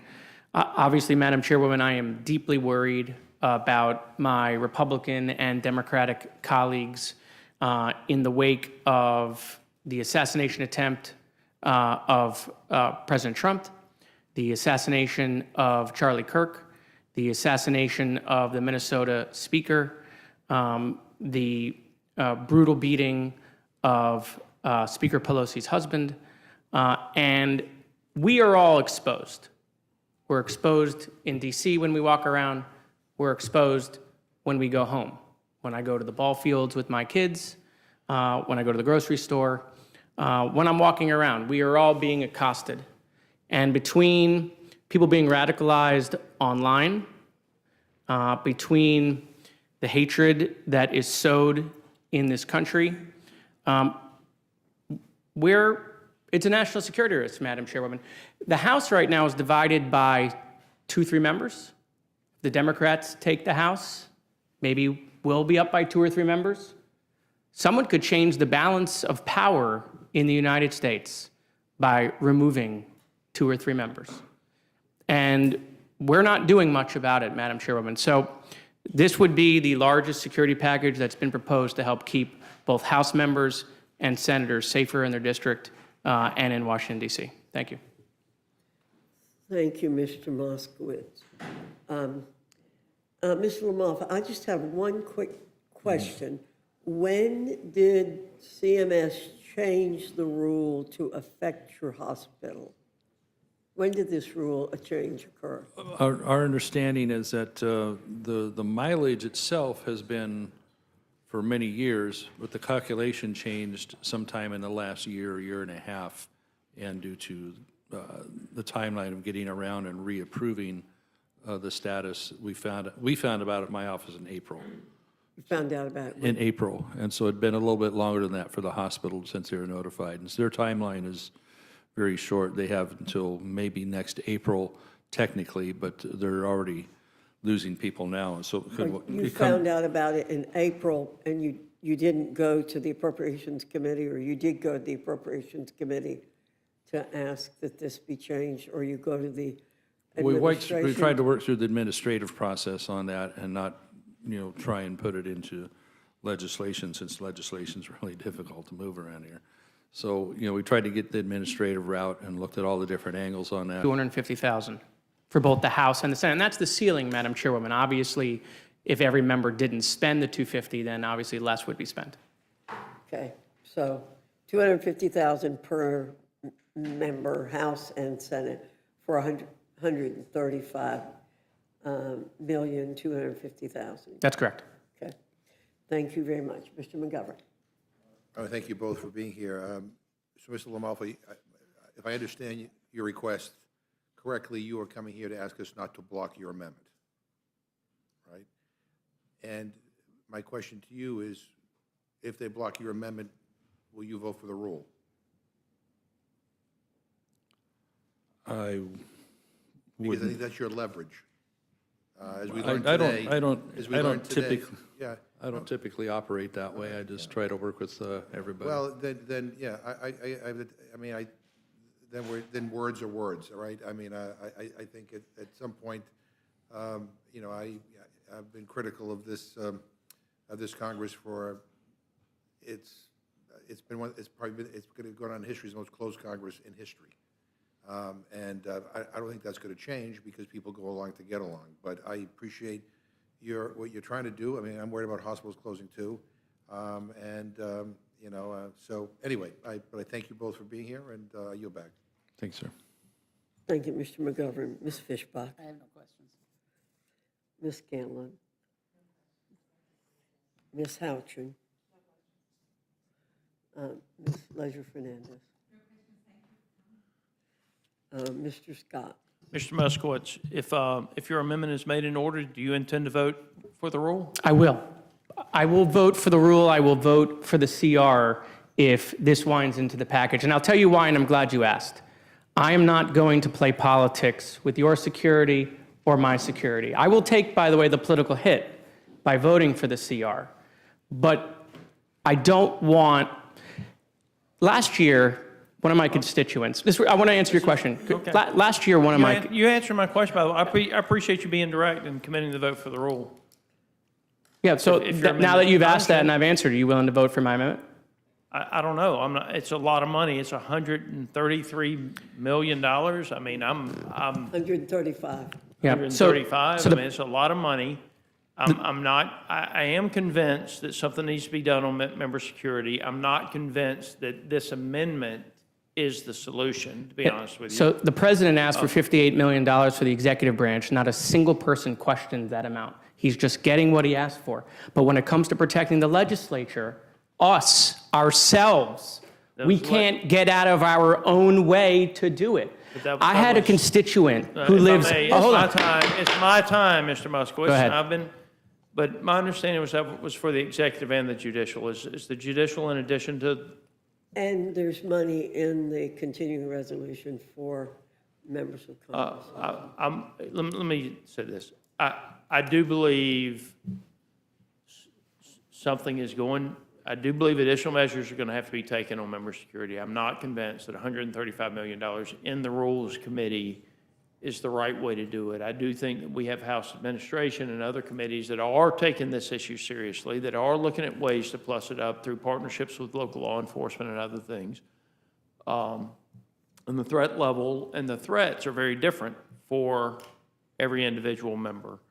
But anyway, I'm going to yield my time back to the chair. Thank you. Mr. Griffith, you're recognized.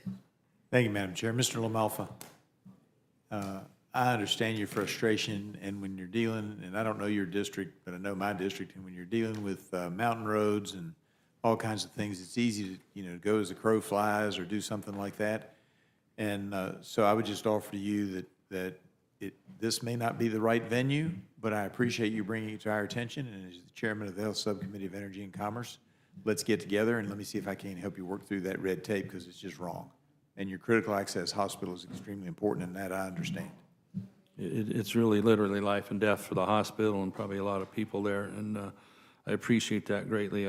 But we're on a time crunch on this, and they could close within 2 months, and so that's why I come to you here today with this ask in order to change the status just enough to buy time on it. And I appreciate that, and I understand your frustration.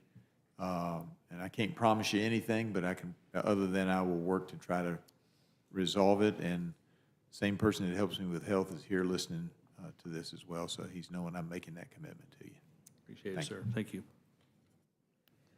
Mr. Norman, you're recognized. Ms. Marcus, I understand the death threats. I understand the reasoning behind it.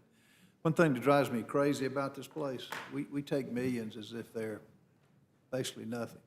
You take $35 million and put a 2% rate on it, it's $2,700,000 a year, $225,000 a month, $7,500 a day. This is not how we, with $37 trillion in debt, if we had a piggy bank, I could see it. But now we all get, what's our MRA, 1.3 million? We could take it out of our, we have to, if we cut that by 50%, we could be doing the taxpayers a justice. But I cannot vote for this in the rule. I will not vote for it on the floor. I just think it's irresponsible to do that. And, we all take risk. This is a risky job, particularly with the death of Mr. Kirk. But I just don't see how this is kind of a knee-jerk reaction to me. And I'd be taking the same risk y'all are, but I can't see it. $35 million. I think it's a disgrace to the taxpayers, to be honest with you. Mr. Norman, can I respond? Yes, sir. So apples to apples, after Mr. Kirk was assassinated, the executive branch had a knee-jerk reaction and asked for $58 million for themselves and the judicial branch. That's in the CR. That was their knee-jerk reaction. I happen to believe they're correct. I happen to think we should vote for that. But to say that they should get it and we should not, I don't understand. Is it because the president asked for it, so he gets it? But when the legislature asks for it themselves, we don't get it? Why is his $58 million not being criticized, scrutinized? That's also not paid for. That's also adding to the debt. They should be protected. So I would support that. But we're saying, well, we can't protect the legislature because of the debt. We can't protect ourselves because it's a lot of money. But hey, the executive and the judicial, here's your money. That's what I'm struggling with, Mr. Norman. I get that, but do they get an MRA allowance that's inflated? No. Are the judges at risk? Yes. Is the president at risk? Yes. They operate at a different level than we do. So I cannot, the speaker is at risk. The reason he is going through the Capitol, not stopping at lights, and I don't know whether y'all know this or not, is because he's had threats of assassination if the car stops. So bottom line, this just isn't how to do it. Let's cut and you know this, IMRA could be cut in half and be doing more justice. Now, as far as justifying all this other spending, I agree with you, but the slippery slope is where do you stop? And this is just one thing that I can't, I won't support it here, and I'm not going to support it on the floor.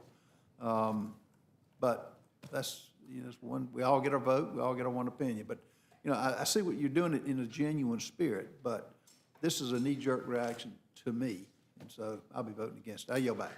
Thank you. Mr. Jack? No questions. Thank you. Mr. Roy? I'll only say, just because it's important, that I do appreciate the spirit with which you're bringing this forward. And I do think there's a lot of people here who are having these conversations, and they're legitimate. But I would note, and I think, and I'm sorry, I was finishing something in there, but that I believe I'm correct, that not only are the dollars currently attached to the CR and also your amendment, they are not paid for, correct? That's correct. And, for me, I don't break from that very often. And so, I'm going to have to take that under advisement on the CR itself on the floor. I know a lot of people view it as peanuts and a $37 trillion debt when you're talking about $88 million in the current bill, and then yours would plus it up 100, whatever it is. But, for me, it's something that we have to break in this town, that whether it's $5 or $5 trillion, we got to figure out how to pay for everything. And I think President Reagan was right that everything should be attached to a tax bill. And everything we propose, it ought to say, all right, well, this is going to be a 0.05% tax increase on Americans to pay for whatever this is, in this case. And for me, this is, to benefit members of Congress, and it may be a worthwhile thing. I think we ought to debate it and have a conversation about how the dollars can be used. I think they could be more flexibly used to ensure that we're able to figure out what works for each of us. I live on 10 acres in Texas. That's very different than colleagues who live in Brooklyn or whatever. So I very much appreciate the spirit with which you bring it forward, and we're all trying to, think through all these issues. But I've got some concerns on the spending side, as I shared with you privately. So I yield back. Mr. Roy, can I respond? Yeah, sure. So please. I just want to give you the state of affairs. Yeah. So last year, I had a constituent of mine who was target practicing in his backyard 8 miles from my house. He was a former felon. He had a high-powered rifle similar to the one that was used to kill Charlie Kirk. He had a scope. He had a silencer, body armor, 3,000 rounds of ammunition. His neighbor, his anonymous neighbor, called the police because he heard shots in the backyard. That's the only reason we know about this. It's not someone who ever communicated with my office, not someone who ever sent me an email, no threats online, nothing. Didn't know the guy.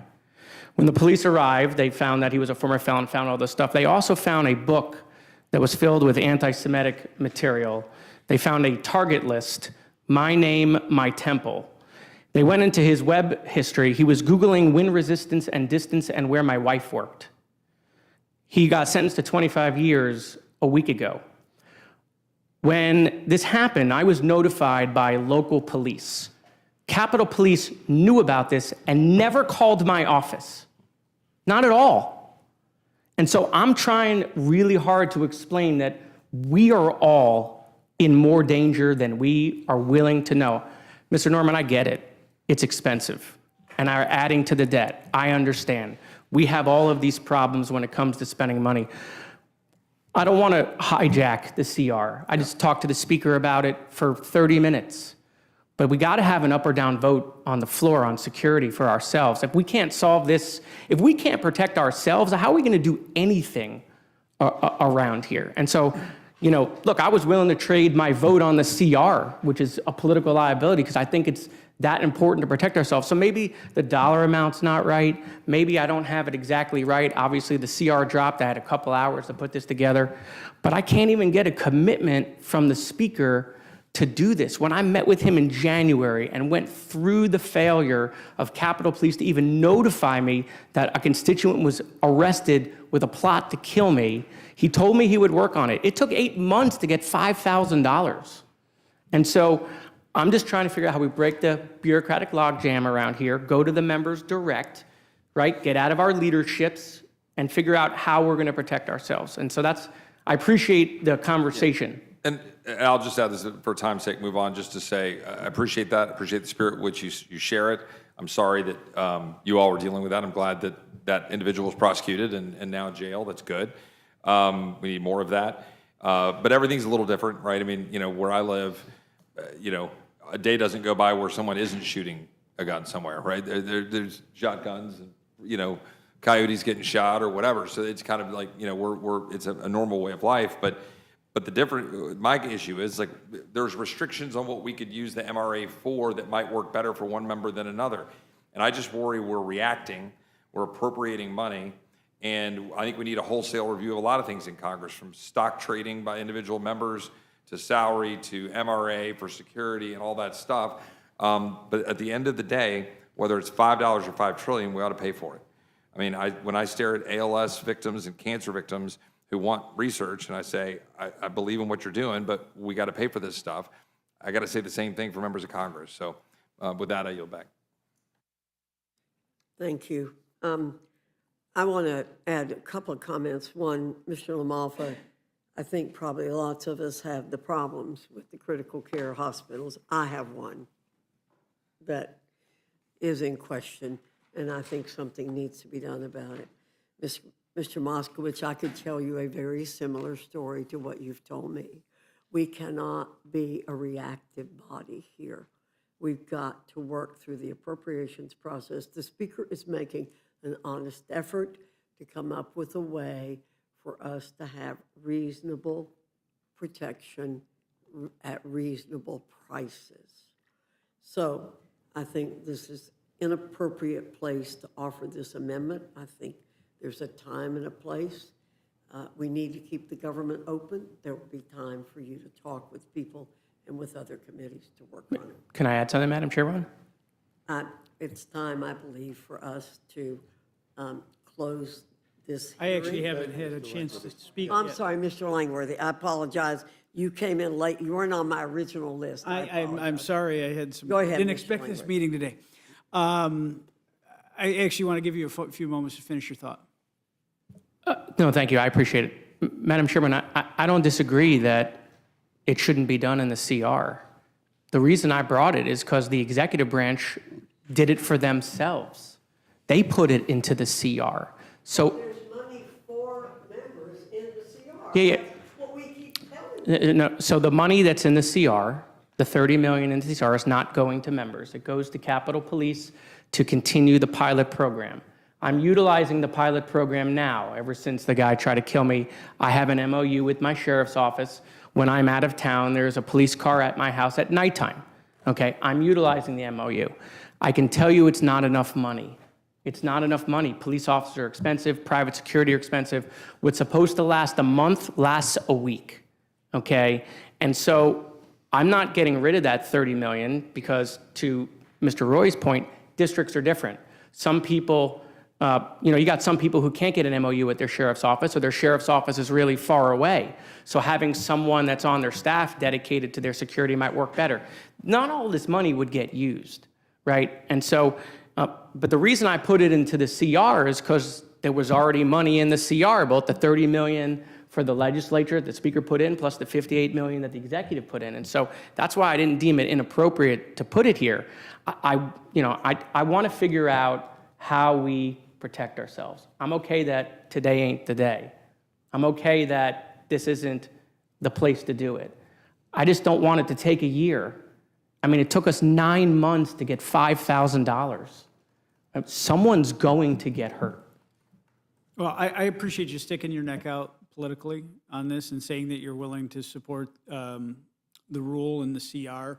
I've learned more about this in the last 90 minutes than I've, known through the whole process. I've had credible threats. I've had to, push for prosecution of people in my district. This is a real problem. We cannot bury our heads in the sand on this anymore because think of the cost to the psyche of the country of what happened last week, and think of what the reality is if it's a member of our government that suffers the same fate. We have to get serious. We have to push all of our leadership on both sides of this chamber to get serious about this, because we did move very quickly to acquiesce to the president's request, and we should do that, and for the judiciary, and we need to take care of ourselves as well. I listen to the speaker. I hear that the Senate has a totally different plan, and they're afraid that if this is on the CR, this gets stripped out, then we have 2 CRs. I don't think this is the appropriate place, but it is the appropriate time for us to act. You are right, Mr. Moskowitz, and I appreciate you being here today and sharing your story with us. And I think we all need to understand that we all have families and we all have to take care of this problem. And I yield back. Thank you, Mr. Langworthy. And again, I apologize. I didn't have you on the list. Thank you, gentlemen, very much for being here. We're now, is there anybody else? Seeing none, this closes the hearing portion of our meeting. The chair will be in receipt of a motion from the gentlewoman from Indiana, Ms. Houchin. Thank you, Madam Chair. Madam Chair, I move the committee grant H.R. 5371, the Continuing Appropriations and Extensions Act 2026, a closed rule. The rule waives all points of order against consideration of the bill. The rule provides that the bill shall be considered as read. The rule waives all points of order against provisions in the bill. The rule provides 1 hour of general debate, equally divided and controlled by the chair and ranking minority member of the Committee on Appropriations or their respective designees. The rule provides 1 motion to recommit. The rule further provides for consideration of H.Res. 719, honoring the life and legacy of Charlie James Kirk, under a closed rule. The rule provides that upon adoption of this resolution, it shall be in order without intervention of any point of order to consider H.Res. 719. The rule provides that the resolution shall be considered as read. The rule provides 1 hour of general debate, equally divided and controlled by the chair and ranking minority member of the Committee on Oversight and Government Reform or their respective designees. Finally, the rule further provides that Sections 9, 10, and 11 of House Resolution 707, agreed to September 16th, 2025, are each amended by striking March 31st, 2026, and inserting January 31st, 2026.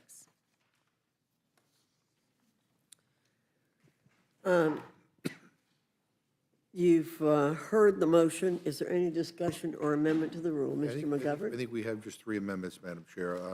I have an amendment to the rule. I move the committee strike Section 3 of this rule and add a new section to the rule, which amends House Resolution 707 by striking Sections 9, 10, and 11, which block privileged consideration of measures ending the administration's global tariffs and tariffs on Canada, Mexico, and Brazil until March 31st, 2026.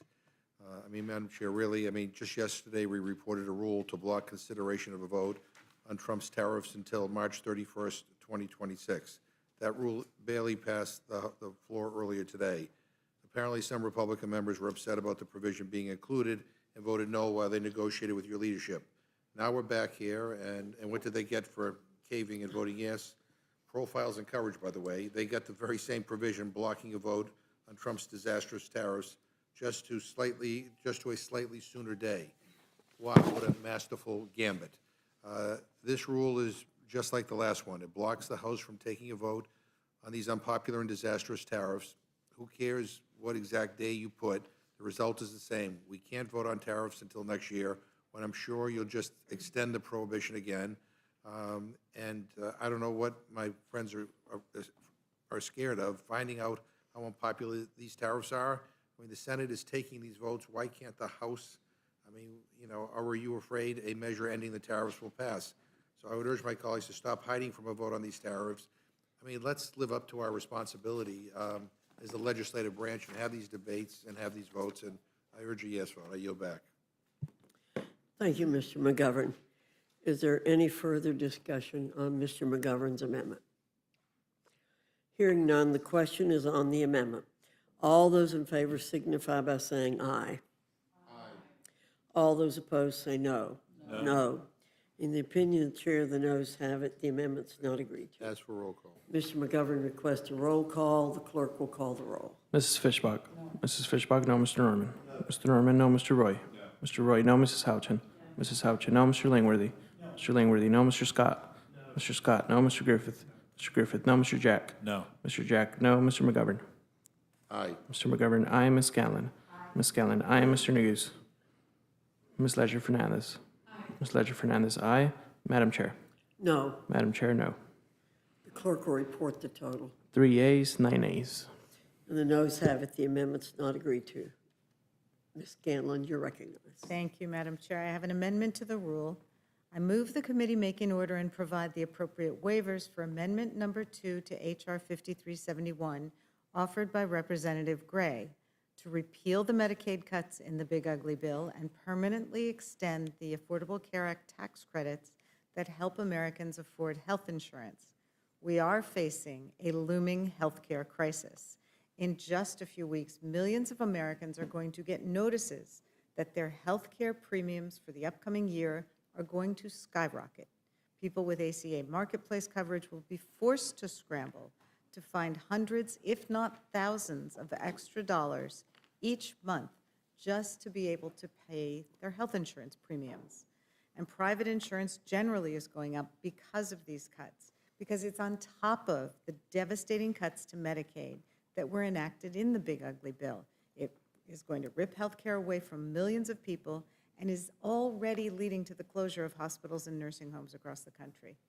Our Republican colleagues are trying to ignore this issue, but it won't go away. We need to act now before those price increases take place to extend the ACA tax credit so moms and dads won't be forced to go without food or skip rent payments or car payments just to afford the family health care premiums. And we have to address the cuts to Medicaid. Republicans on this committee have a chance right now to do right by their constituents. Make in order the Gray Amendment to prevent the massive premium hikes for tens of thousands of people just trying to keep their families healthy in every one of their districts. I urge a yes vote, and I yield back. Thank you, Ms. Scanlon. Is there any further discussion on the amendment? Mr. Scott? Madam Chair, just again, it's not the Affordable Care Act premium tax credits. It's the enhanced premium tax credits that were always scheduled to go away at the end of 2022. With that, I yield. Thank you, Mr. Scott. Any further discussion? Hearing none, the question is on the amendment. All those in favor signify by saying aye. Aye. Those opposed say no. No. No. In the opinion of the chair, the noes have it. Ms. Scanlon requests a recorded vote. The clerk will call the roll. Mrs. Fishbach. Mrs. Fishbach, no. Mr. Norman. Mr. Norman, no. Mr. Roy. Mr. Roy, no. Mrs. Houchin. Mrs. Houchin, no. Mr. Langworthy. Mr. Langworthy, no. Mr. Scott. Mr. Scott, no. Mr. Griffith. Mr. Griffith, no. Mr. Jack. No. Mr. Jack, no. Mr. McGovern. Aye. Mr. McGovern, aye. Ms. Scanlon. Aye. Ms. Scanlon, aye. Mr. Negus. Ms. Ledger Fernandez. Ms. Ledger Fernandez, aye. Madam Chair. No. Madam Chair, no. The clerk will report the total. 3 yeas, 9 nays. The noes have it. The amendment's not agreed to. Is there further discussion or are there amendments? Ms. Ledger Fernandez, you're recognized. Madam Chair, I have an amendment to the rule. I move the committee make an order and provide the appropriate waivers for Amendment Number 4, offered by Representative Landsman, Number 5, offered by Representative Sykes, Number 9, offered by Representative Underwood, and Amendments 6, 7, and 8, offered by Ranking Member Pallone to H.R. 5371. Madam Chair, the Landsman, Sykes, and Underwood amendments would add to the bill a new section repealing changes to Medicaid provider tax. These are essential so that the rural hospitals, critical care hospitals that we heard about earlier and that are so essential to my district and to all of yours would be able to continue. They would prohibit implementation of the Affordable Care Act marketplace rule and extend the ACA premium tax credits respectively. The Pallone amendments would prohibit political appointees from interfering with awarding NIH grants, because those grants should be awarded based on science and medical validity. It would require reinstatement of the canceled NIH grants. Who can be against medical research? Because we all know somebody we love who has been saved by medical research that was conducted at NIH. It would protect vaccines by strengthening the independence of the Advisory Committee on Immunization Practices.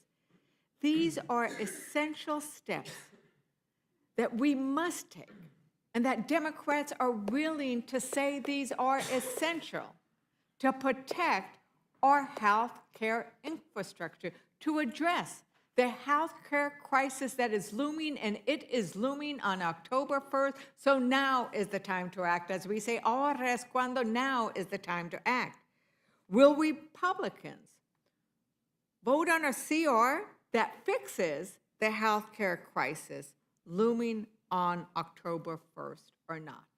Remember, we heard earlier that 2/3 of the 91-page bill are authorizing language. This is exactly what should and can be done in the CR if Republicans have the courage to do so and amend the CR so it addresses the moment that we are in. And with that, I urge a yes vote on my unblock amendment and yield back. Thank you, Ms. Leisure-Fernandez. Is there any further discussion on the en bloc amendment from Ms. Leisure-Fernandez? Hearing none, the question is on the amendment. All those in favor signify by saying aye. Those opposed say no. No. In the opinion of the chair, the noes have it. Ms. Leisure-Fernandez requests a recorded vote. The clerk will call the roll. Mrs. Fishbach? No. Mrs. Fishbach, no. Mr. Norman? No. Mr. Norman, no. Mr. Roy? No. Mr. Roy, no. Mrs. Houchin? Mrs. Houchin, no. Mr. Langworthy? No. Mr. Langworthy, no. Mr. Scott? No. Mr. Scott, no. Mr. Griffith? No. Mr. Griffith, no. Mr. Jack? No. Mr. Jack, no. Mr. McGovern? Aye. Mr. McGovern, aye. Ms. Scanlon? Ms. Scanlon, aye. Mr. Neguse? Ms. Leisure-Fernandez? Ms. Leisure-Fernandez, aye. Madam Chair? No. Madam Chair, no. Clerk will report the total. 3 yeas, 9 nays. The noes have it. The amendment is not agreed to. Are there any other amendments, or is there any other discussion? Hearing no further discussion, the question is on the motion from the gentlewoman from Indiana. All those in favor signify by saying aye. Aye. Those opposed say no. No. In the opinion of the chair, the ayes have it. The motion's agreed to. Can I ask for a roll call? I don't think I heard the no's enough. Yeah. Okay. Mr. McGovern requests a recorded vote. The clerk will call the roll. Mrs. Fishbach? Yes. Mrs. Fishbach, aye. Mr. Norman? Yes. Mr. Norman, aye. Mr. Roy? Aye. Mr. Roy, aye. Mrs. Houchin? Aye. Mrs. Houchin, aye. Mr. Langworthy? Aye. Mr. Langworthy, aye. Mr. Scott? Aye. Mr. Scott, aye. Mr. Griffith? Aye. Mr. Griffith, aye. Mr. Jack? Aye. Mr. Jack, aye. Mr. McGovern? No. Mr. McGovern, no. Ms. Scanlon? No. Ms. Scanlon, no. Mr. Neguse? Ms. Leisure-Fernandez? No. Ms. Leisure-Fernandez, no. Madam Chair? Aye. Madam Chair, aye. The clerk will report the total. 9 yeas, 3 nays. The ayes have it. The motion to report is agreed to. Accordingly, the gentlewoman from Indiana, Ms. Houchin, will be managing the rule for the majority, and Mr. McGovern will handle the rule for the minority. Thank you all very much. The meeting is adjourned.